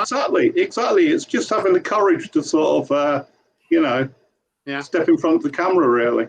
Yeah, I'm still waiting for Michael's video. I suppose maybe he can't upload it. I don't know. Well, it might be bloated, but it's going to be really good, and it's not going to come out that early because it's really going to blow your mind, Rob. But right. I think you like it, and I think maybe you might pay me a compliment after. Michael, I always like your stuff. That. Listen, I wanted to let you know that I sent you a note on Instagram because of a good friend of mine. His name is Brian, and he's got a his YouTube channel is Tokyo Record Style, and he made a video for the Vinyl Tag. And did you see it? Yeah, it's on the playlist. Does he wear a hat? What's that? Does he have a beard? And is he about 30? Yes. Yeah. He's from Oklahoma, and he's an expat. He's been here a long time. Yeah. So his whole thing is part of his channel, part of his vinyl community practice is he goes to record stores in Tokyo, and he kind of he's a photographer, so he waits for people to come out, and when they have records, he walks up to them and he asks them what they bought, and then he asks them to hold the record up in front of them, and he interviews them, and then he writes a little story. So Tokyo Record Style is like a picture book of Japanese people from all around the world walking out and talking about what they just bought at the record store. It's really fantastic. Yeah. All right. Well, that's brilliant. Yeah, if you did that in Manchester and stopped somebody, you'd probably get punched on the nose. Probably. Anyway, I've just put up the link to the Vinyl Voice. So, Obscurians, go and support this new member of the VC. This is what we're all about. I will give him a shout out and put him in the description as well. Let's get this man, half man, half biscuit. Brilliant stuff. Yeah. Nicky Davis eyes, a classic. Oh, yeah. It's a good one. Is that the album that's got it's Fred Titmus on it? Oh yeah. No, that's back in the DHSS. Yeah. You know what I'm talking about. Yeah, Yeah. yeah. This is a 12-inch single. That the A side is Dickie Davis, Eyes. The B side, you've got the bastard son of Dean Friedman, and I left my heart in Patworth General. Such classics. Yeah, it's good that. John Peel used to champion these a hell of a lot, didn't he? He did, yeah. There you go. Yeah. That's the other one. Look at this. That's the one I all Yeah, is back in it, the HSS. So yeah, that's got God Gave Us Life. Effing hell, it's Fred Titmus. Trumpton Riots on there. It's what? Is it Trumpton Riots on that? No, it's not. I think that's in back in the DHSS again. Right. The next album. I think it's on that. Right. and all I want for Christmas is a Duckler Prague away strip. Oh yeah, that's a good Yeah. Yeah, for those of you who don't know about Fred Titmus, he was an off spinner for Middlesex and Yeah, he was, yeah. England. He was a what? A what? Yeah. bowler. He was a cricketer, played cricket, and he's not a spin bowler. He used to come in about number 9, didn't Yeah. Yeah. he? Yeah. Yeah. Maybe we should explain there's the Len Ganley stance as well, so you won't know who Len Ganley is either. I put my white gloves on. Yeah. He was a snooker referee, believe it or not. Yeah. Yeah, sorry about losing. I'll have to do a ranking of Half Man, Half Biscuit. You should. Yeah, it'd be great. I thought you I were- mean, they're still going, aren't they? They're Yeah. still going. Mince pie, anybody? No, I'm all right, Badger. Yeah, No, add that's Half Man, Half Biscuit to this, Dave. Yeah. Ian, I thought you said you were going to do a ranking of snooker referees there. No, don't think I'll ever get round to doing a referee. Half man, half biscuit will be a marathon. I don't care. Don't just The more let you love- know it'll be a marathon. He's got 15 studio albums. That's all Has right. he really? Nothing wrong with Well, that. could you put that back up again, please? Yeah, what was that? A few more seconds. Thank you very much.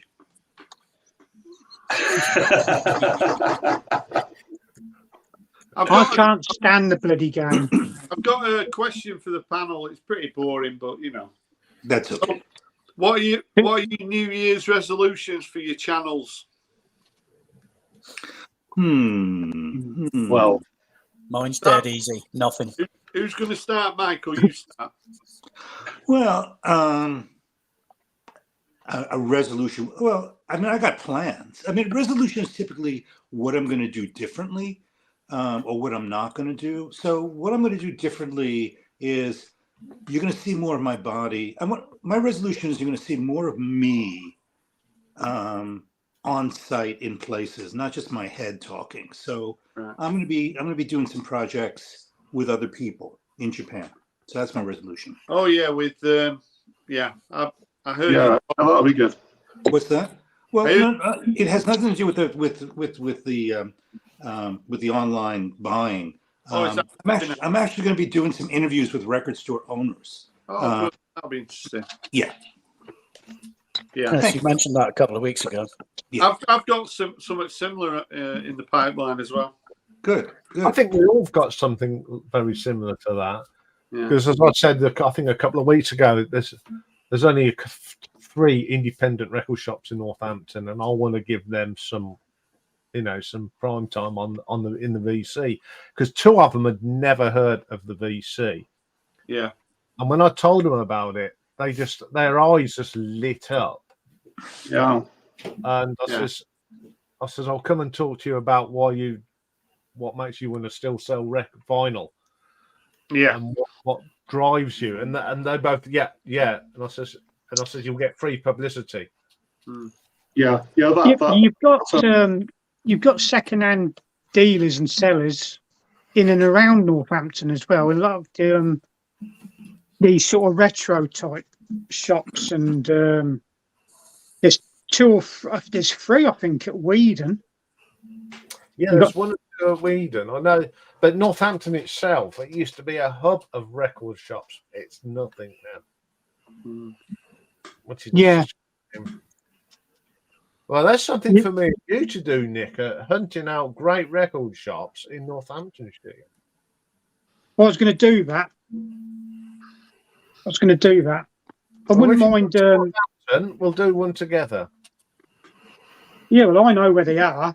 The ones I'm on about, I'll drive you to them. If you don't drive, you know. Yeah, we'll make a bit. Well, yeah, and that's another thing I want to do. I want to do more than just the collaborations. Carry on with what I do with Richard because that's fun. But like with Nick, he lives so close. We could do a bit, out and about videos. Yeah. I mean that would be good. I mean, I was thinking of a sort of like a record store thing, but sort of more specifically about my favourite record store in Leeds. Yeah, there's a guy, Nick, that owns it. He contacted me just before Christmas and said, "Oh, we've not had a chance to talk for ages. Why don't you come in sometime when I'm in the shop? So I'm going to have to do that." Yeah, so there needs to be some sort of a meetup somewhere as well. There has to be one this year. I think I mean, for us in the UK, that is a definite, isn't it? We've got to find somewhere and get together. Yeah. And do something, a live get together.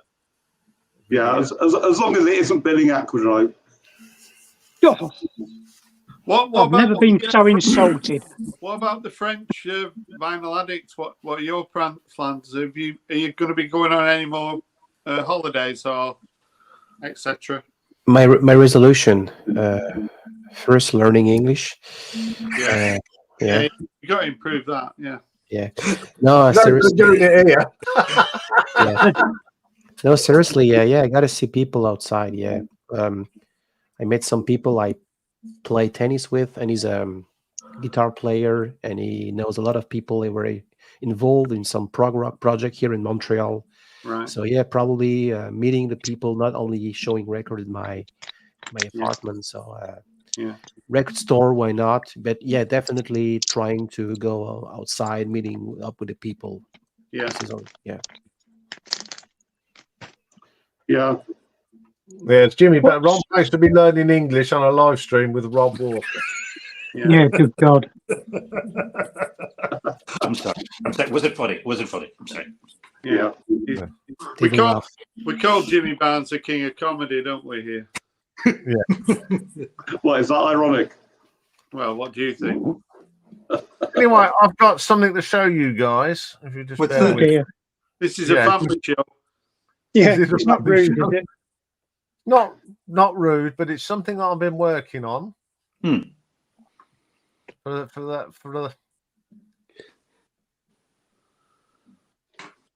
Oh, good God! Who's that handsome chap? Very nice. I'm trying to work on the t-shirt design. I've contacted Gary's wife and said I want to know the name of the charity. I'm going to talk to them first, tell them what I'm doing, what we're doing within the VC in the UK. We're going to make this t-shirt. So I want it before it goes out on sale to the public. I want to have them on board, but that's as far as I've got. Yeah. Yeah, I know. T-shirts, caps, mugs, sweaters. We're going to do the thing. Now, Nick, how sound observant Nick is, what video did I take that off? What album were you actually showing? That's is it Bad Manners? That no. Yeah, Scar and B, is it? Yeah. I think so. Yeah. Yeah. It was just perfect to put emboss that cover on top. You can tell by the border. Yeah. So that's coming up. That'll be coming up sometime in 2024. Yeah. Oh, we've just had some sad news. What's that? Back in October, we had our first centenarian in Hatches, Matches and Dispatches, Glynis Johns. She has just passed. Age 100.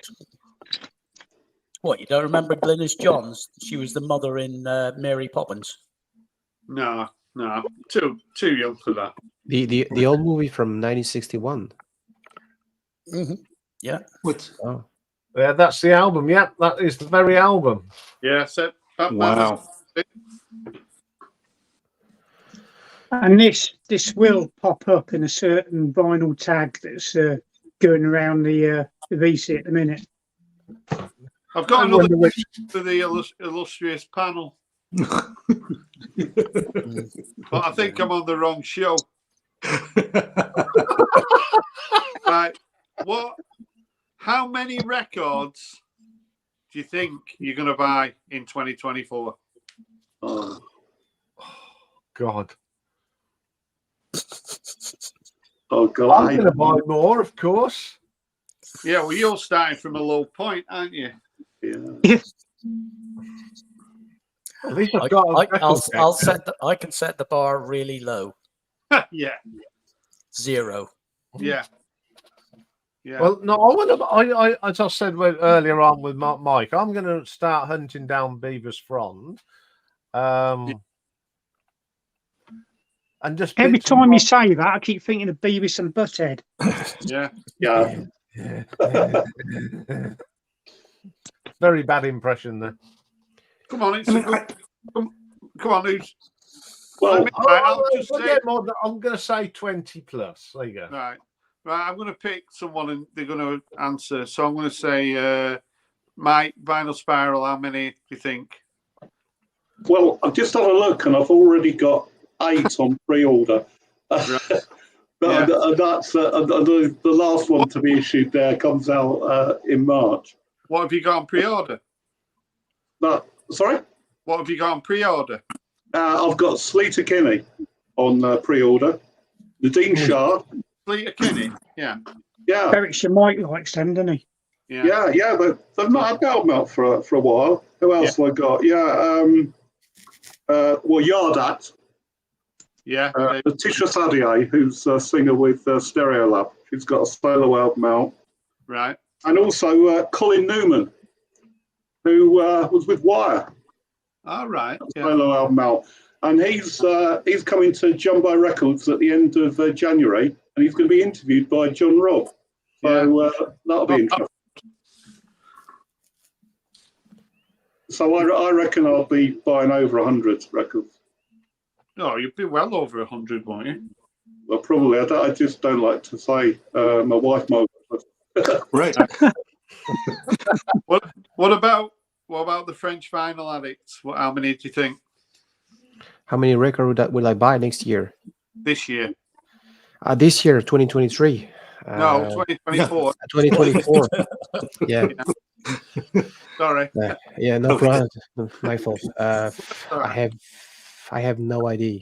Average is like 15 a month. Wow. Yeah, but I travel a lot. I traveled to the UK last year. Yeah. I find a great place in London that sells without this whole hassle from Discogs. Yeah. I visit a lot of record store here in Montreal. Vermont is not that far. I found a very cool place in Burlington. Place is very cheap, probably because it's Bernie Sanders, senator. I don't know if it's related. Probably 80, 100-ish, something. Yeah. Yeah. That's quite a conservative estimate, isn't it? That I think. Well, he's It also is. gainfully Yeah, employed, Rob. I think we're all like sort of alcoholics. You know, when the doctor says, "How much do you drink every week?" You always go on the low side. I've got 3 pre-orders. One's coming out tomorrow. That's Shed 7's coming out tomorrow. All right, yeah. Did you ask this question? Did you just ask this question just to brag, Rob? I'm not bragging. It's only 3. It's not 8. Everything. I've got an album coming out in March, and Real Estate. I've got an album coming out in February. So, what about you, Michael? This is your time to shine now. Probably 2. I mean, I average 2 per month, so probably 24 to 50 records at tops. I'm not working. No. You know. No, I know. And- Yeah, I'm not. And also, you know, I'm not. You know, there's this. I got to tell you guys. You know, there's this addiction Oh in yeah. the VC sometimes, you know, and I you know, I don't mean to put anybody on the spot or make any people viewers uncomfortable, but you know, there's this kind of like buying to prove yourself, buying to get something over on somebody else, you know, buying to impress, and it's like No. just buy to listen, okay? No, I don't agree with that. Okay, well, let's hear your point. Because I just don't believe. I think it's like a bit of a fallacy that's put out there that people in the vinyl community are buying records to sort of, if you like, show off. I mean, last year I probably showed about 5% of what I bought. If I wanted to show off, I could show 40 records a week probably. I'm mental, me. So Yeah, but people, you don't make that many videos. I mean, no, people I don't.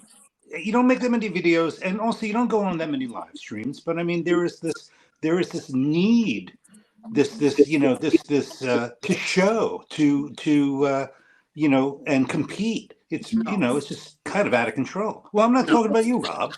No, but I don't think there is. I think you've got to remember it's the vinyl community. People are showing vinyl. And yeah, there might be the odd person who maybe has got screw loose. But in general, I just think everyone just genuinely loves music and loves buying records. And they love showing them. And that's what the vinyl community is about. Yeah. I mean, I don't show everything that I buy. And when I get into that, you know, sometimes, you know, I'm like a kid in a shop. And, you know, I come away with far more than I imagined I would do. Should I do an opening here of a box set that I bought and I've never shown it on my channel? Please. Oh, yeah, go on. Yeah. The thing while he's getting that, because I've now got a CD player that I didn't expect to have, what I intend to do is get like a lot of compilation greatest hits albums on CD. Oh, right. Let's make you big for this. There we go. There we go. So it's still in the shrink. So I've had this ages and it's still in the shrink. So this is how mental I am. Yeah. So, I've never heard of them. No, you'd like them, probably. I mean, if you like the B-50, so I think they're from Atlanta, Georgia. I think kind of inspired REM, and they were around at the same time as the B-52s, you know. So female vocal, really good. Let me Americans. open. I'm opening it now. So it's got Highlight was an American band. Yeah, like 70, 79, 1980 on the shrink. What's it say on here? So we've got Gyrate and Chomp, which are the two albums that I've already got. Mm-hmm. And then there's a book in here as well. So take it out. So we've got, this is the first time I've seen this because it's been in.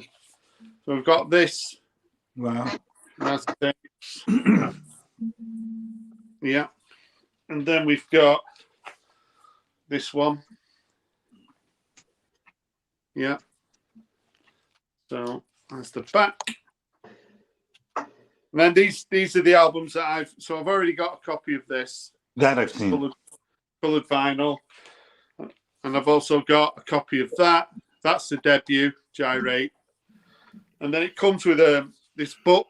So I saw this. One of the members of Gang of Four, I was watching something on YouTube, and he was showing this box set. So this is available for about, I think it's about 100 quid on Amazon. So give it a listen and see what you think. Yeah. There they are there. Let's see. Get any more pictures? Well, it's just full of pictures, you know. It's got sort of art stuff in it as well. I'm just amazed they're American and you like them. You've never heard them? Oh, you mean American music? All right. No, I'll look them up today. Yeah. Sort of post. I don't like the term post-punk, but I suppose. Me neither. I suppose you class them as. I mean, there's got some really good like photographs in this book. Yeah. Sort of thing that if Chris Record Talk, I think probably like them. There's a singer there. So yeah, check them out. See what you think of them. Pylon. These are probably. I've not done a video. I was supposed to do one about my top 10 American bands, and Pylon would definitely be in the top 10. Probably, maybe in the top 5. So yeah, check them out. They were mid 80s or late 80s? No, late 70s. How can that be? Late 70s? Like Late 79? 79, 80, yeah. So they were Talking Heads. Yeah, like Talking Heads, yeah. A bit similar That period. to Talking Heads. Okay. Yeah. Oh, I'll probably like them. I like Talking Heads. So I think this one's 83. I'm just looking on the back. And this one, I think this one's, I'm sure this one's either might be 80 or 81, this Gyrate. Mm-hmm. I'm sure that I used to work with an American, and I'm sure they had that album because the cover's quite. This is a great cover, isn't it? It's a great cover. That I've seen. Yeah, it's fantastic. It reminds me of someone in the VC that the bit waxed. Yeah. Yeah, and there's the band, so it gives you a bit of an idea of what they look like. You know, pretty cool guy, and a girl as well. I'll give this a listen this weekend now. Very nice. It's got actually the inner sleeve as well. The inner sleeves have got pictures. I don't think they're on coloured. Yeah, I don't think they're on coloured vinyl. So yeah.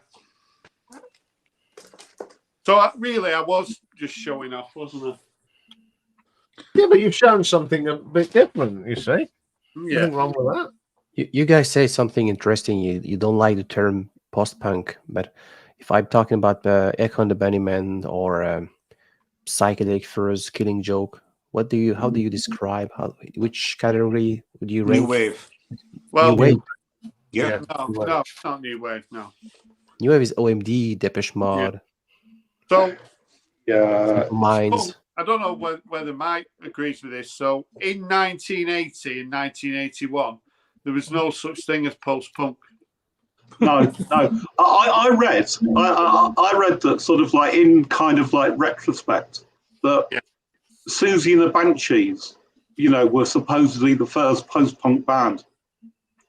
Right. I can't really see it, but I absolutely hate that term, post-punk.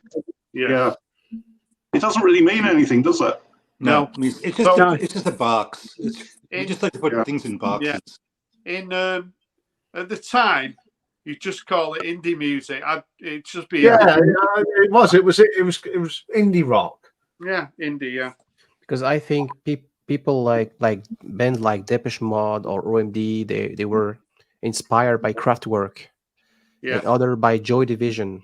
Yeah. It's not the same source of inspiration. So how would you best describe the one that were inspired by Joy Division, post-punk? Sorry, I would not choose that term anymore. Yeah. Because it's not new wave, obviously. No, but this is the thing with the vinyl community where when you make a video, you've got to, unless you're doing like a needle drop, you've got to kind of describe it.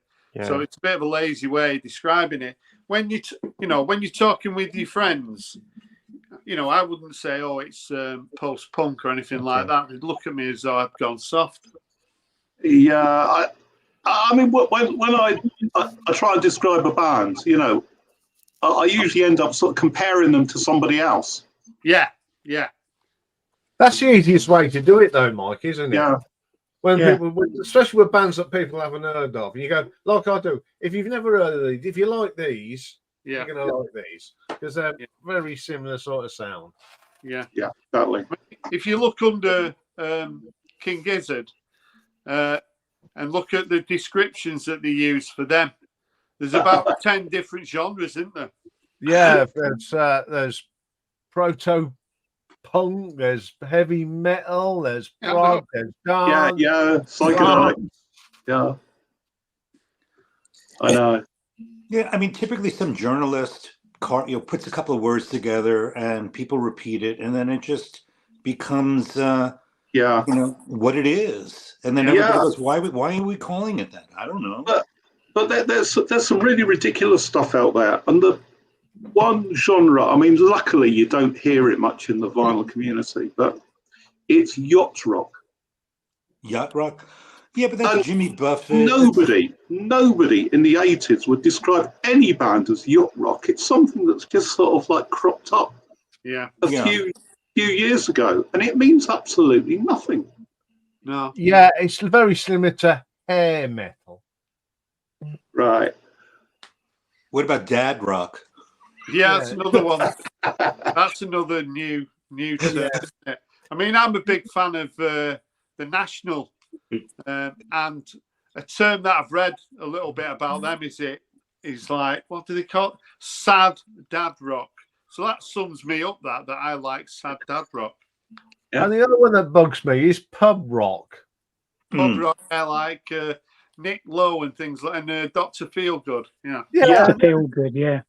Yeah. But I think the pub rock is that kind of sort of proto-punk, isn't it? And there's quite a few people that sort of like became sort of punks. People like Wilco Johnson, for instance. Was in Dr. Feelgood. Yeah, it was like a prelude to punk, weren't it? Yeah, Brinsley. Early Ian Jury was sort of classed as. Yeah, exactly. Yeah. But Children in the High Road, has that kind of attitude to it, though, didn't it? Yeah. Yeah. Yeah, I mean, Dave Edmunds is supposed to be, pub rock. Even Dire Straits has been referred to as pub rock. No, I wouldn't class them as that. No, I wouldn't. It's funny. It's quite like that's what this stream's like, isn't it? Sometimes, like you just like sat round in a pub having a conversation about what genre some sort of music is. It's quite funny, isn't it? Yeah. Oh, well, that's what this stream was set up for. It's a load of old blokes talking to a load of old cobblers about music. Well, it drives me to drink anyway. I did bring my 74 albums, but if you guys don't want to see them, I don't have to show them. Oh, do. Show them, Michael. Show them. Yeah. Okay.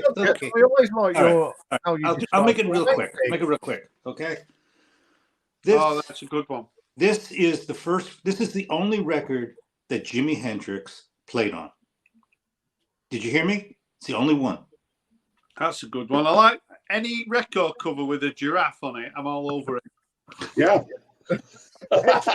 Yeah, giraffe in the snow. God. This is the only one I have by him. Grievous Angel. He's with what's her name? Who's the female singer? Oh, Emmylou Harris. Have you guys ever heard this record, or is it too American for you? Yeah. In fact, the guy I mentioned before, Vinyl Voyage, he showed Grievous Angel. Yeah. As his album from 74. Right. Yeah, I love Graham Parsons. He mentioned John Prine as well. And, they're the sort of, it's that sort of country rock that I really like. Yeah. It's amazing that he had such an influence on Keith Richards and, Jagger didn't like him hanging around, and it's a funny story. This is Kathy McDonald. She was a backup singer for Leon Russell, and she was and I think she also worked with Keith Richards. Really, really powerful American singer. She also worked with John Baldry, and blues, just great record. This guy has got James Dewar, Robin Trower's Bridge of Sighs. Hey, Rob, do you like that Stone the Crows record that you got? Or Yeah, I like it. Yeah. Okay, so that singer is the singer here. Right. Yeah. That's a great album. One of my favorite. Really yeah. What band did he used to be in? I don't remember. I mean, he was with Stone the Crows. No, Robin Trower was with Procol Harum. Procol Harum. Yeah. Was it them? Yeah. I knew he was in another band. And in terms of like bad decisions, this is Rod Argent. And, bad decisions are...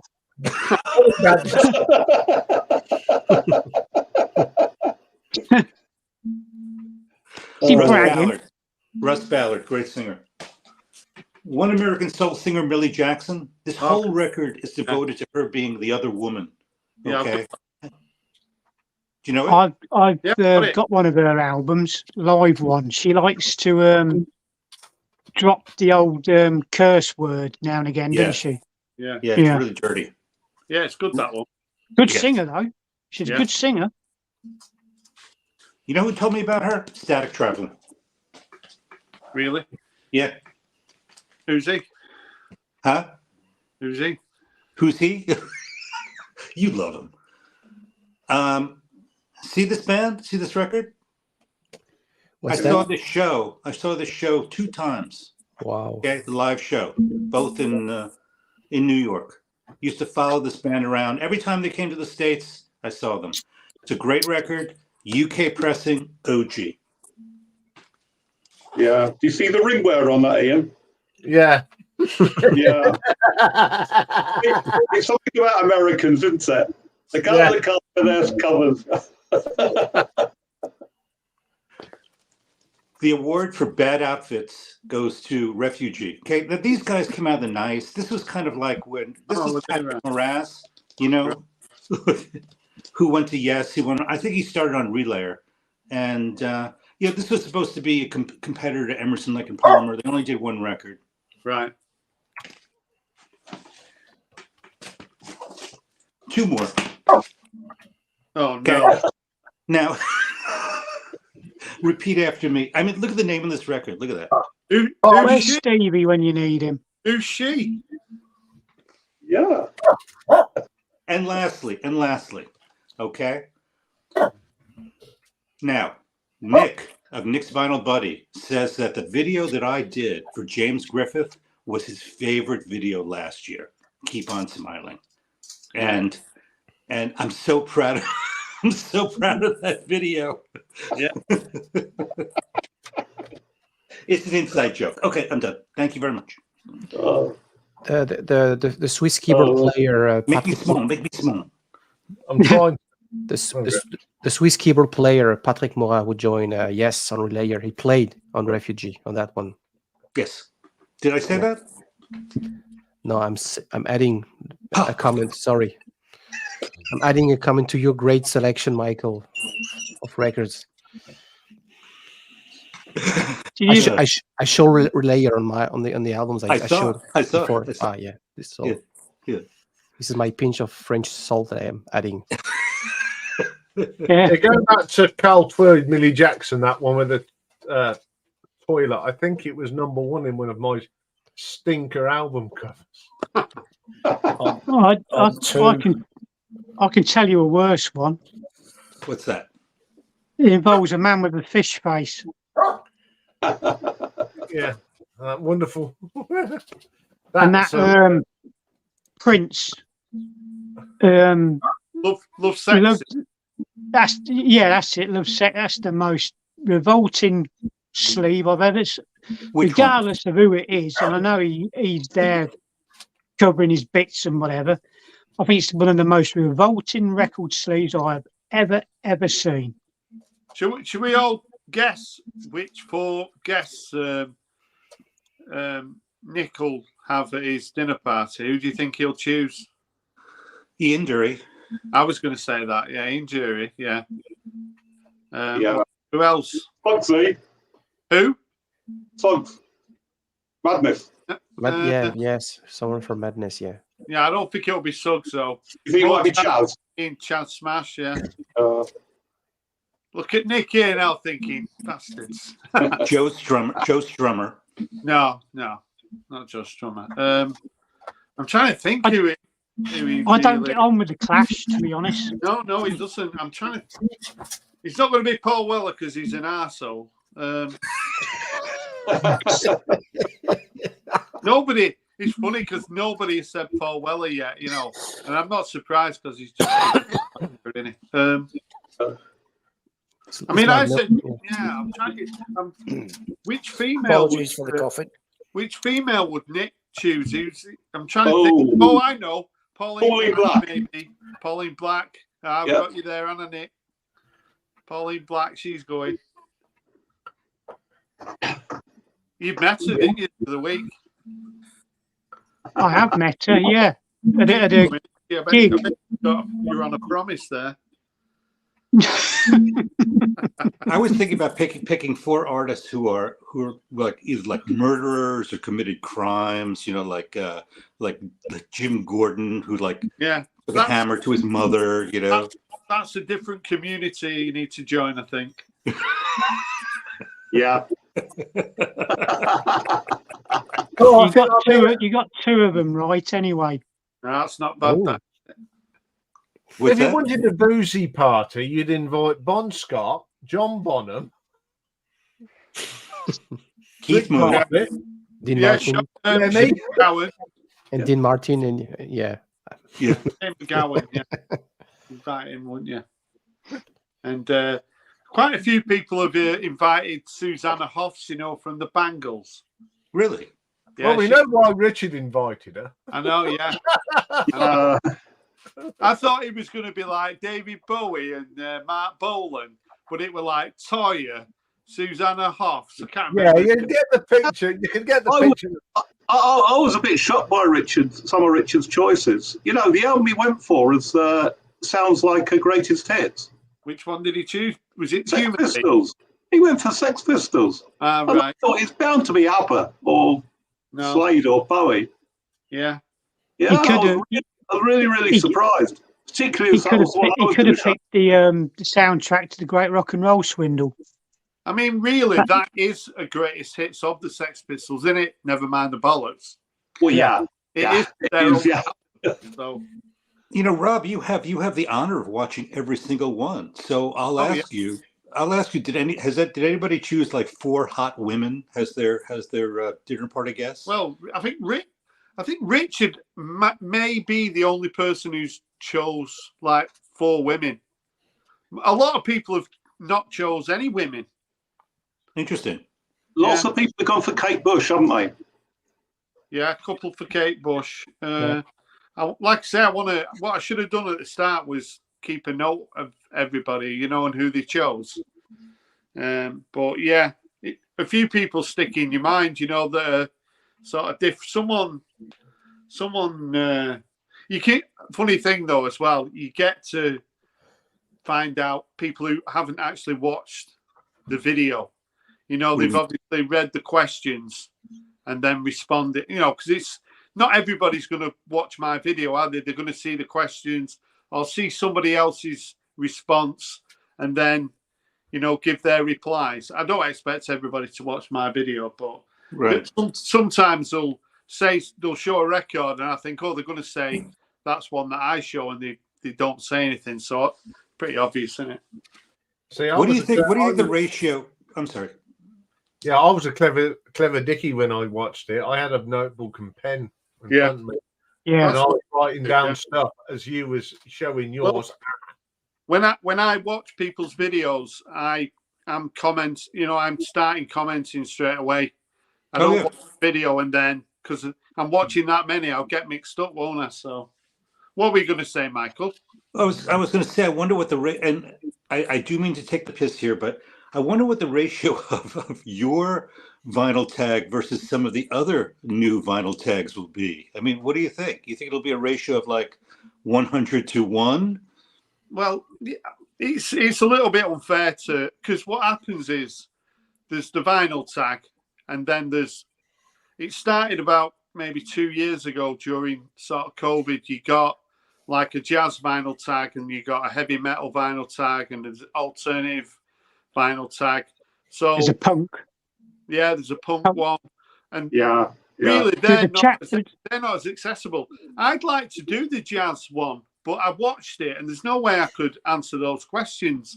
But the idea of the vinyl tag is that everybody can answer it. So, but the one thing is when you do like the tag, it don't come alive until people start doing it. So you can do the questions, but until people start responding, and the people who are doing the videos, if they're getting high views, that means a lot of people are watching.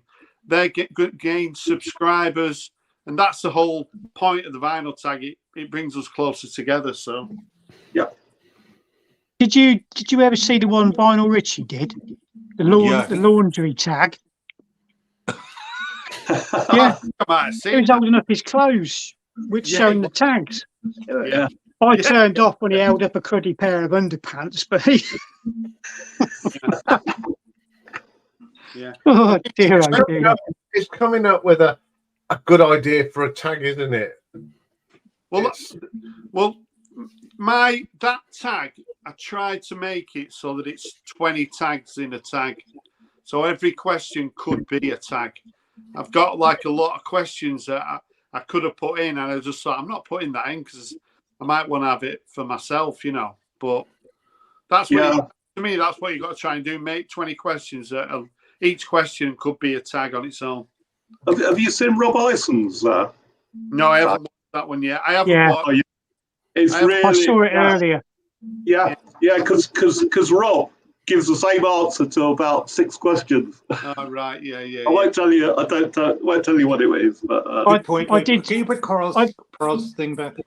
My favourite, probably so far, has been Marsha Pease. I don't know if you know her. Yeah, I know her. Yeah, I know. Yeah, I know her. Yeah. Know her. Yeah, she's Stevie loves that channel. Who loves it? Stevie. Right. Okay. Yeah, I really enjoyed hers, but there's been so many good ones. But I'm trying to think. Yeah, I haven't seen French Vinyl Addict. I've not watched yours yet. Have you got your hair? You got your hair down, haven't you, on it? yeah. I've only had Well, my it's hair. really laid back. He's really laid back on it. He's Yeah. yeah. I like him better. I like you better with your hat on, if I'm honest. But you know, Yes, whatever. It's because with that headphone and all that. But I can. Yeah. You've got some hair there, haven't you? Yeah. Because when you first came up, I thought, "Who's this?" Yeah. I'll tell you what. Another quite funny thing is the number of Americans who have shown Holly's album. That's been the most popular. Show a Manchester band. You know, a lot of people, especially in America, have shown the Hollies. That's a hard one for Americans because you basically have to go to Google. If you don't know, you have to go to Google and do a search for Manchester bands. You know? So Yeah. I knew I hadn't got anything Manchester. I thought, oh, I've got Stockport though. That'll do. No, but that's Greater Manchester. That's okay. yeah, I mean, I thought that most people who showed the Hollies meant that their record collection stopped in about 1972. Yeah, well, I didn't like to say that, but you've said it. Yeah. Is that half man, half biscuit bloke? Is he Manchester? No, And in Macclesfield? No. it's somewhere. It's not Liverpool. It's Good. close, and I can't remember. Tell me. It's somewhere between Manchester and Liverpool, isn't it? Yeah, it's that neck of the woods. Who's got any interesting facts about Macclesfield? There's 2 that I know. Didn't Sammy McElroy manage him? That's a good answer, but it's not music related. So that's where Ian Curtis is buried. Oh. And Is it really? Yeah, and John Mayall is from Oh. Macclesfield as well. All right. Yeah. Yeah, Birkenhead, Radio Gnome. So that's where they're from. Is he- That's Liverpool way, isn't it? Yeah. Yeah. I was gonna do the question, name a decent band from Liverpool, but I didn't want to be seeing the Beatles all the time. You know, in Show Echo and the Bunnymen or Cast or something like that. Frankie Goes to Hollywood. It's about the only one I can think of. Yeah, Scaffold. kind of crisis. Go in the Bunnymen. Yeah. Did we hear your resolution, Rob, for 2024? No, you didn't actually. And I asked it, and I wanted to answer it myself, but Well, I'm going to ask you. to do more videos, more content on my channel. Yeah. Because last year I did 22 videos. That's nowhere near enough. And not to buy as many records. To try to, if I could try and get to just buy 200 records, and maybe even get rid of a few records. I need to do that really as well. How about finding a new emoji? No. I've got a trademark on that. Yeah. Yeah. I'm going to be buying a lot more singles this year, I think. Me and the French vinyl addict, we were on Rachel's stream together. Did you see it? I did. No. I did. Yes, we It's were. funny. It's funny, Mike. He said he don't watch the stream, and then he's commenting. It's funny. All right. Yeah. Well. Okay. Right. I've got a good excuse for this. You know, I went into YouTube. Here we go. And there it was, and I saw two familiar faces on there, so I thought, just this once I'll go in. And you can believe that if you like, or you can not believe it. But that's my story. I'm sticking to it. Yeah, she got me over 400 though. Yeah, well, yeah. Just say that. I mean, you got like half a dozen subscribers from it, didn't you? You know. Yeah. I think by the end of the day, I'd had about 8 or 9. Yeah. It's not that, isn't it? It's, you know. Yeah. But your rule was really cool, which I apply the same. You know, highlighting channels that have less than 500 subs. Like Really, yeah. your rules, Mike. You know, Yeah. it's not the subs, guys. It's the view time. Yeah. I mean, What do you mean? well, what rocks my boat is the amount of hours people spend watching my content, right? So because there's you have two types of viewers, subscribers and non-subscribers. And yeah, a lot of people don't want to be bothered subscribing. It's not important to them. It's kind of like, you know, to get the notices and things like that, it's kind of a pain in the ass. Yeah. So for me, if they're watching or coming back and watching, that floats my boat. Yeah. Yeah. But it's nice. It's nice that people take time out to subscribe to a particular channel. Well, yeah, of course. I mean, I think if I was to sort of say, would I prefer a sub or a comment? I think I probably prefer a comment. Me too. Yeah, me too. Me too. Yeah, I like the comments. Although I had someone today says just because you've seen Stranglers once, they'll give you the right to rank their albums. My reply was, I've never seen the Doors, but I like them too. What a stupid comment. Iain bites back. Fancy saying that to somebody. Yeah. No, I said I've now entered you into the stupid comment of 2024. Congratulations, you're the first entry. Yeah. You could say Herbert from Karajan never seen Beethoven live, and he directed all his symphony as well. Yeah. Yeah. Hey, it's a joke, isn't it, when people say, well, what you wonder what goes through their mind when they say comments like that. It's fingers engaging before brain. Yeah. I've heard, I think Iain, you said this maybe a few months ago, and it's happening to me, like, because of the time, but you'll get a random comment that is such a nice comment from someone who's never watched your channel before and gives you a really nice compliment. And that is such a nice feeling when someone's took the time. It must have happened to all of us. We've all got channels, you know, and someone sends you a really nice comment. Yeah. That is such an uplift, isn't it? Yeah, it makes you feel it feels like you're doing something worthwhile. But don't you prefer it though when people say that they like you rather than, you know, they like what you showed? You know, that to me, you know, that's better really. Martin, Vinyl Scavenger, he called me affable. Affable. Said you're such an affable character. You are. That's a good way to describe you. Yeah. You're very, you know, you're like you're very comfortable to, you know. Yeah, I that's not even half of it, though, is it, Nick? Affable sounds a bit.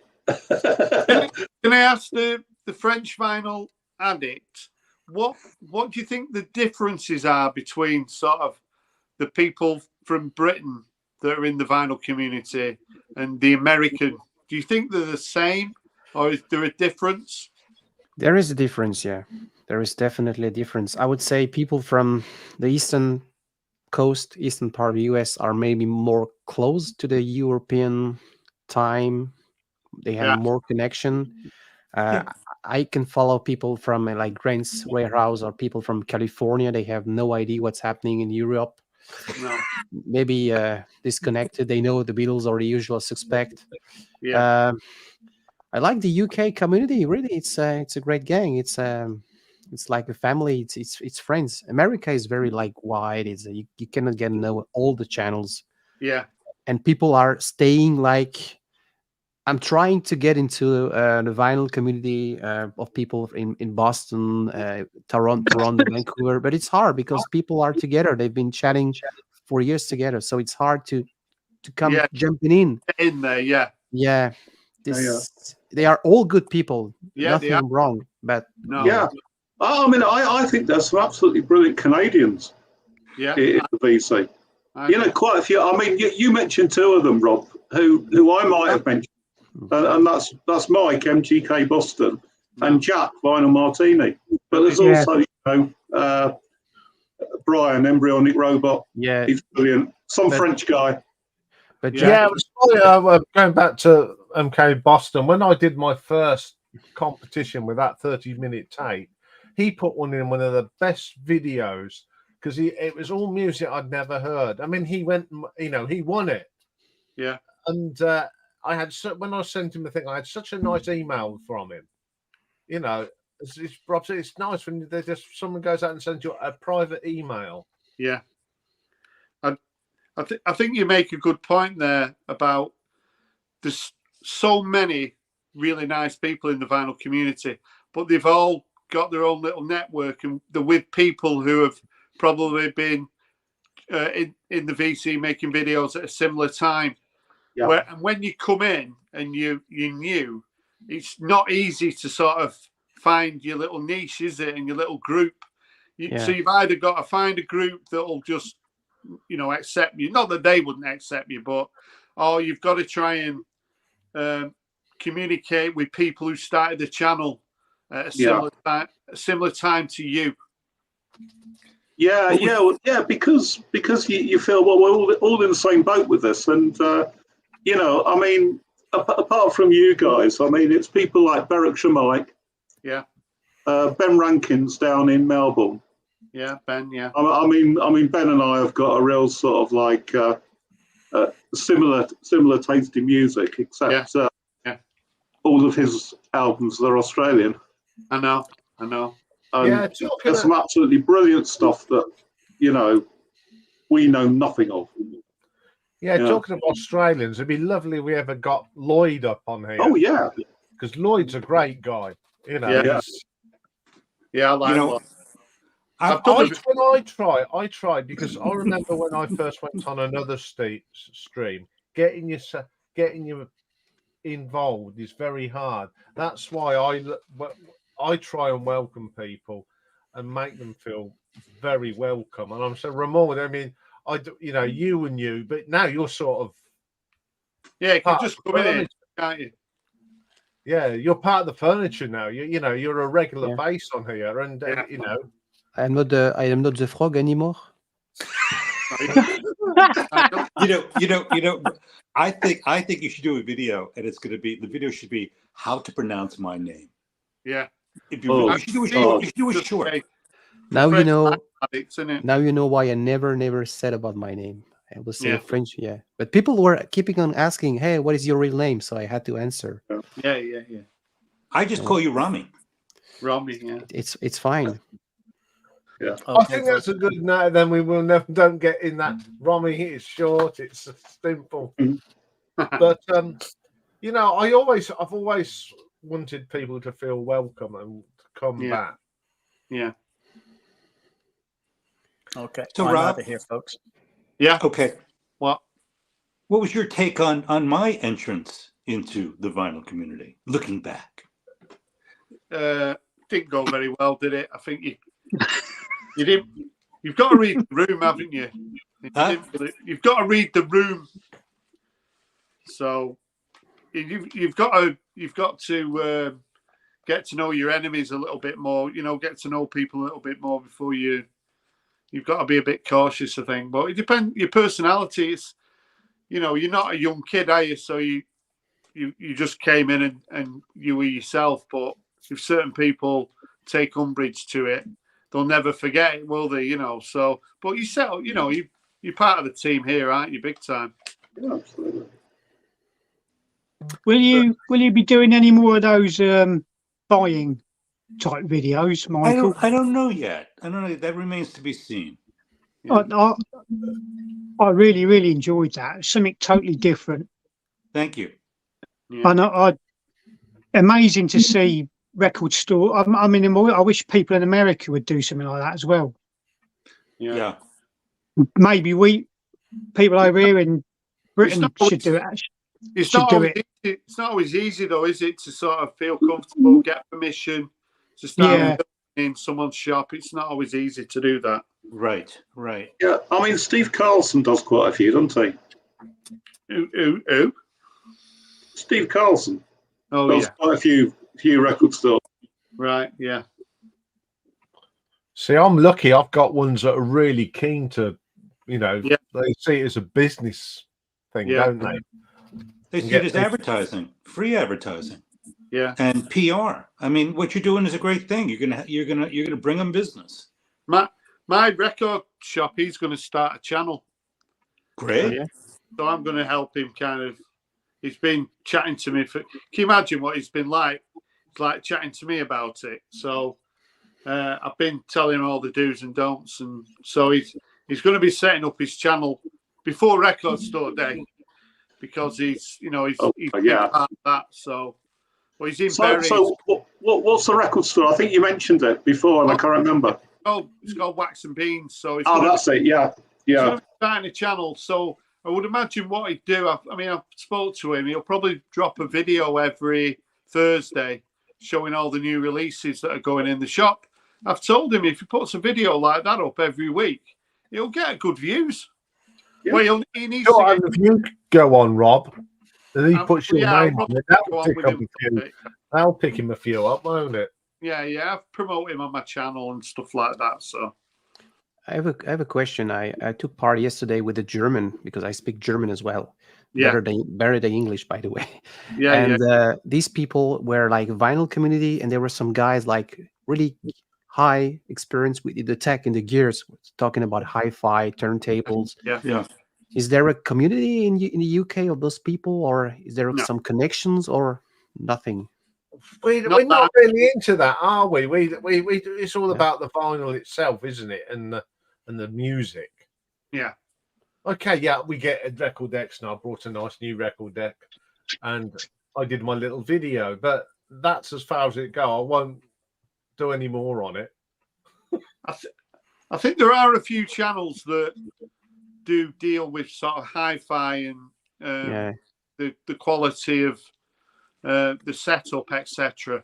But I don't think they come under the umbrella of the vinyl community. I think they're more just YouTubers. Okay. Yeah. Right. Yeah. The videos that are like a third of my channel are two. Going to the Tokyo Audio Show and going to that guy's house in the countryside. I mean, my other videos, people don't even watch it. But when it comes to audiophile gear, they're like insatiable. Go. For someone like me who's never watched your channel, which video would you recommend? Of mine? I don't know. Just watch the newest one. Right. Okay. Yeah. Just the newest one because that's where I'm at. That's what you like. If you want to watch a metal one, watch Iron Maiden. If you like electronic, watch Jean-Michel Jarre. It depends what you fancy. No, but I think, like Mike said before, a lot of people they'll watch someone's channel even if they're not that into the music that they're showing. They just like the person, don't they? We've all got examples of. And pulling a face there. He hasn't really got it yet, has he? Well, I'm sorry. Can you embellish? I'm not understanding what your point is. Right. So I think a lot of people watch the channel for the person, not the music. Probably. I mean, let's take one person in particular, who's really well established. I mean, it's kind of like, they trust the brand, they trust the delivery, they like the consistency. It's very commercial. Me, I'm definitely not like that because, you know, I'm doing this for the love, you know, for the hobby, and also I don't give an F. So, No, you but know, I like Mazzy's channel. I thought that was who you were talking about. Yeah. But the thing is that these people, they don't have a connection. You know, when I write the comments, he posted a video and like it's like he already has 500 comments in the first hours after he would never respond to any of those people. Yeah. To establish I mean, connection. Yeah. Don't get Rob started on that.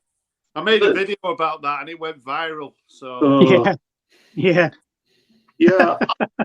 I mean, but wait, time out. You're at, the question was, do you think people watch a channel because of the personality of the individual who's presenting on the channel? That's the question, right? yeah. And yeah. you know, look, there is kind of like, you know, there's a lot of people in the VC that look, it's public speaking, okay? And if you're a great public speaker, you're gonna get the watchers. And if you there are a lot of people who sit down, like Harris Pilton, right? He's a great public speaker. Harris can sit down. There's zero editing. I mean, that is like magic to me. I can't do that. Okay. Yeah. And you know, it just really depends. But you have to have the delivery. It's got to be sharp and it's got to be crisp. You know, when I go to a video and I look, first thing I look for is how long is this thing? Right. Because someone's asking me to spend X minutes of my life watching it. And I was just gonna say that about Maz's channel, that his videos run to, you know, usually run to over 30 minutes, and I just can't. I mean the one the video he did, you know, the wankers video. I was about 10 minutes in, and he hadn't even got to the first person. Yeah. He was just claiming provenance on sort of like the word in the USA. And I thought, I can't watch this. So I didn't bother. What's your sweet spot when it comes to this? You know, you're looking at like 12 minutes. Is that about your sweet spot? yes. Yeah, probably. Anything longer than about 20 minutes, you know, I think can be a bit long. I mean, I think the vinyl tank video is a little bit different. Yeah. You know, there's quite a lot to get through. Yeah. But you know, you're talking about, you know, people, about their personality. Yeah. There was just before Christmas, I was looking at, you know, sort of various videos, and for people who are saying their best of 2023. And I really like watching videos where sort of like the presenters are quite young, because you get a different perspective. So I clicked on this guy's video, and he came in and he said straight away, with no, you know, he wasn't joking. He said, "This is the best of, and it's the absolutely best records of 2023 because I've got absolutely brilliant taste, and this is subjective in any way." So I thought, well, fuck you. Yeah, but was he one of I those? mean, really? I mean, how to win friends and influence people? Had he actually bought the records, or was he just like showing them? Oh, it was the little sort of, you know. my little in the corner. Yeah, I did like to mention you, Ian. Yeah, but yeah. Anyone who doesn't buy the music, I totally ignore. So what do you think, Rob? What do you think of Apart from Ian.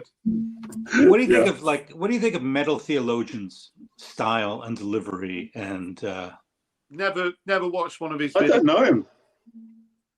Never watched. I've heard the name. I've heard Matt likes him, so I'm not interested. So what he does is he gets to the point. He gets to the point in like the first 30 seconds, and I think that's a very important thing that you have to do when you're making videos. You have to tell people what it is that you want, what it is you're about to say, and what you're going to bring to the video. You know, this whole thing of like, hey, VC, or, you know, lollygagging about for the first minute is you're going to lose people immediately, you know, because we're an impatient lot these days. Yeah, I mean, I agree. Yeah. What's you know, I'm ignorant about the metal theologian. What sort of music is he? Like a metalhead? Is he into that? Yeah. Yeah, purely. Yeah, it don't matter what. I'm not sort of I'm sort of contradicting myself here. If it's someone who's like into metal music, it doesn't matter who. I'm just not going to watch that video. So it's no detriment to him. It's just that I can't stand metal music really. Okay, so if we were to have a conversation about delivery styles, okay, and we were just talking about delivery styles, you know, Harris Pilton, Metal Theologian, you know, Mazzy, this one, that one. That's just the discussion about how well somebody executes, right? Yeah. That's really, it's the craft of video making. And like Stevie and I talk about this all the time. Right. That's what do we make it? We're making videos. Yeah. What do we want? We want people to watch them. How are we going to do it? We're going to keep them short. Are we going to edit? Are we not going to edit? It's that kind of thing. I mean, I think sometimes though you've got to have the confidence to do a long video. You know, Sure. if you're confident and you can articulate what you're talking about and put a bit of humor in there and, you know, give good information, there's nothing wrong with a video that's half an hour long. Because people can watch it in 2 sittings. Quite regularly, I watch a video, and if it's a long one, I won't watch it all the way through immediately. I might go back to it, you know. So, sure. Yeah, I think with me, because I used to do training, used to run training days, I had to speak for 8 hours. You know, the whole. I find it easy, and I know what the pace to go at. So I find it easy to do longer videos, but I can understand where people can't. If you're not used to doing that, if you're not used to talking up in a room with people, I mean, like, you know, Paris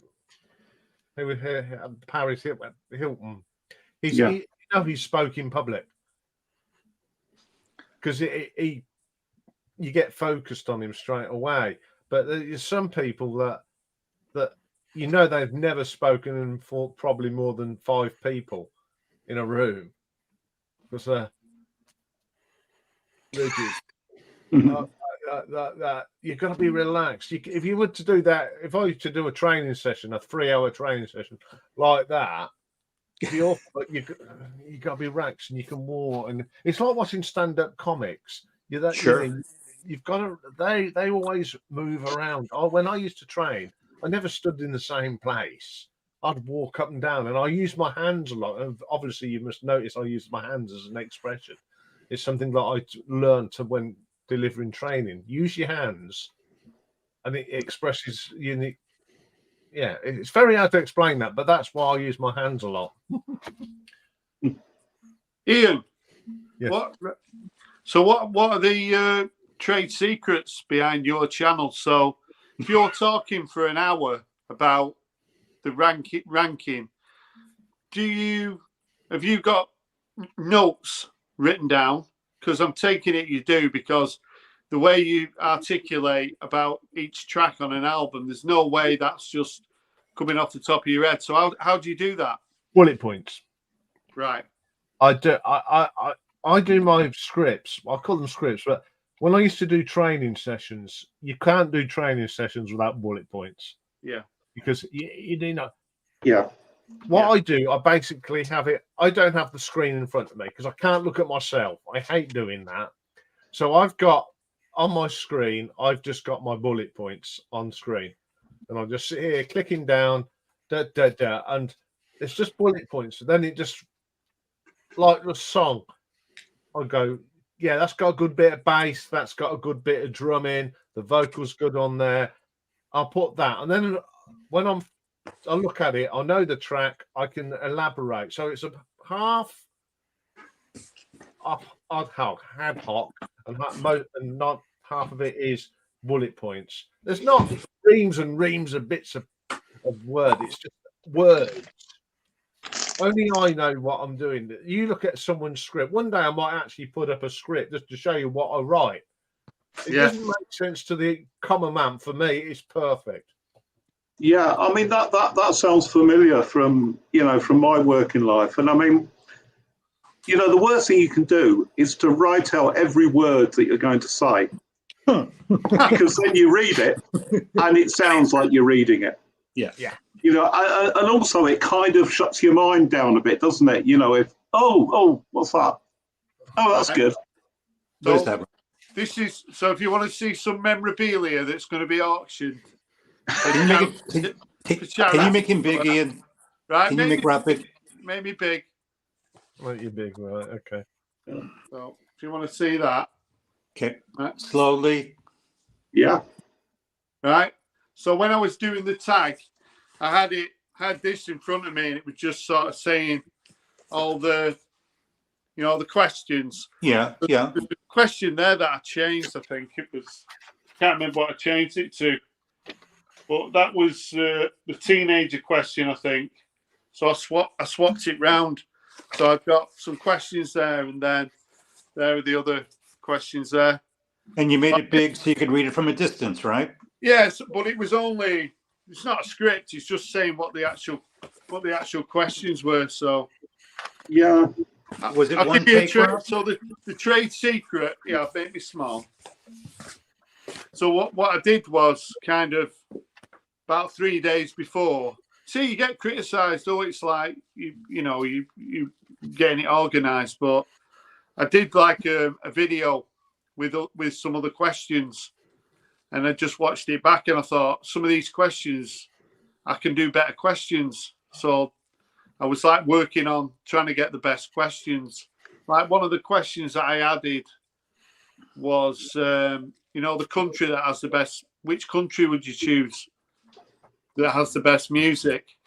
Because I thought that was the sort of question that it does get you thinking. It's probably something maybe you've not thought about. So, and I knew it'd end up being a war between the USA and the UK and England. There's been a lot of Americans who have said, "Yeah, I'm going to choose the UK," and I'm thinking, no, that's not the choice. It's England, Scotland, Wales, or Northern Ireland. It's not the UK. It's not the Olympics. The Olympics is Commonwealth Games. the Commonwealth Games is England and Northern Ireland, in it and stuff. So I shelved a few questions and played around with it a little bit. But yeah, I don't think anyone should do a video with a script, bullet points. Yeah, it just jogs your memory, doesn't it? Because you don't want to say the same thing over and over again. Yeah. I'm not going to put it too close because this is for when I doing my video with Richard on Saturday. Right. That's all it is. Yeah.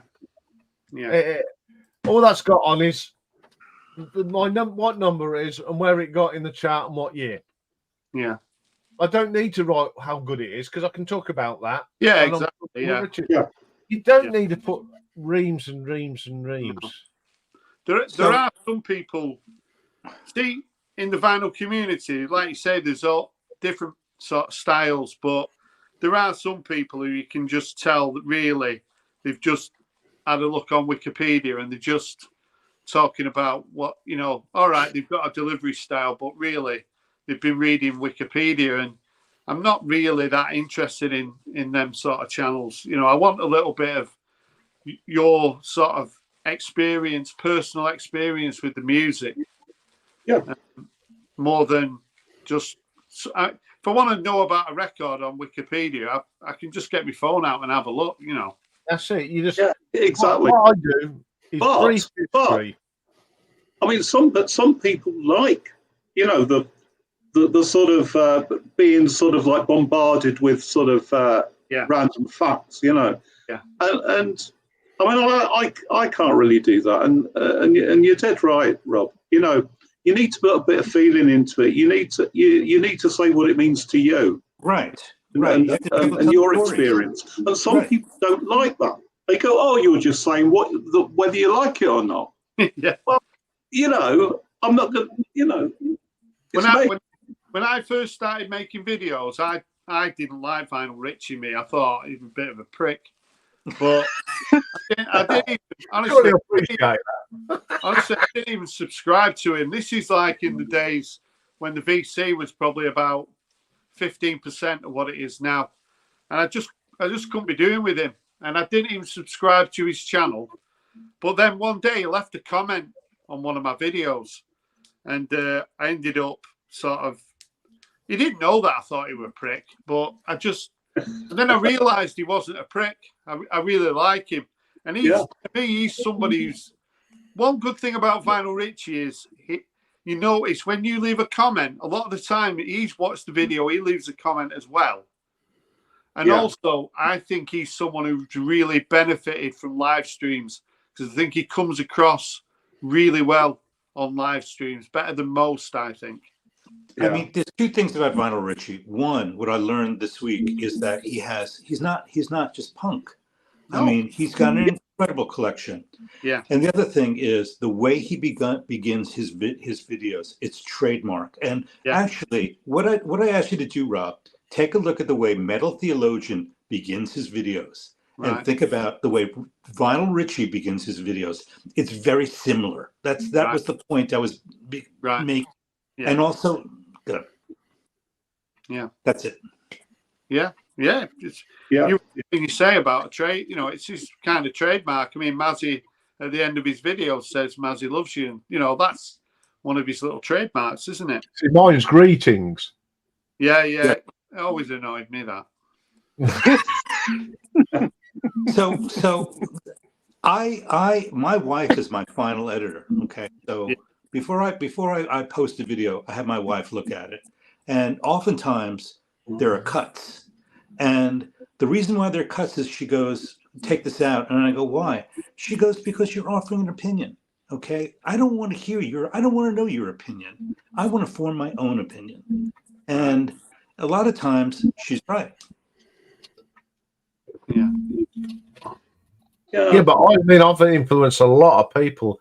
There's a person called Jodie from Dublin. I had a really nice email from her before Christmas saying that I discovered you this year, not had the best of years, but I've discovered so much music. Yeah. And what you've said, your opinion, I've taken note of that, and then I've listened to it myself. And, people like your opinions. And I mean, mine's as it is. I say as it is, I call a spade a spade. If it's rubbish, I say, I don't like that. It's crap.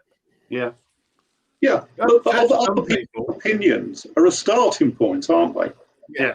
I mean, for instance, you're a case in point, Iain. If you're doing a ranking, and there's about 30 or 40 albums, you need to know where you might start. And I've done it with some of your stuff. I thought, well, what does Iain think of the best? The top 10. And I go to those first, because, if you don't know the music, it's nice to have someone else's opinion to start. Yeah, it's like I get when these people leave comments like, "Oh, do you just put it on while you're pottering about?" How can you make a video by just having a quick listen? You can't. I have to listen to it to get into it, especially bands I don't know very much. I mean, I'll take an example. The Beavis Front. Never heard any of their stuff, but I got so into it and become very passionate about it. Fela Kuti as well. I got so passionate about that. Yeah. You've got to show passion. If you don't show passion, people won't watch it. Did you watch the Michael 45 RPM stream he made earlier today with the guy from Denmark? He's got a stunning collection. Yeah. And he just made a stream earlier today. The guy plays actually records from Fela Kuti. Yeah. Michael, he streamed on Michael 45 RPM's channel, I guess. Yeah. I've got my settings so that I'm unable to watch him, so I've missed it. Because of the German, right? Because of the German accent. German boat with the big glasses. Nice chap. It's to do with that. I like Nadine. I think she's great, but not the guy in the glasses. Anyway, folks, we've been waffling now for 3 hours. Yes. So I think it's time to find a record to hold up. And I know what one I'm holding up. Refugee.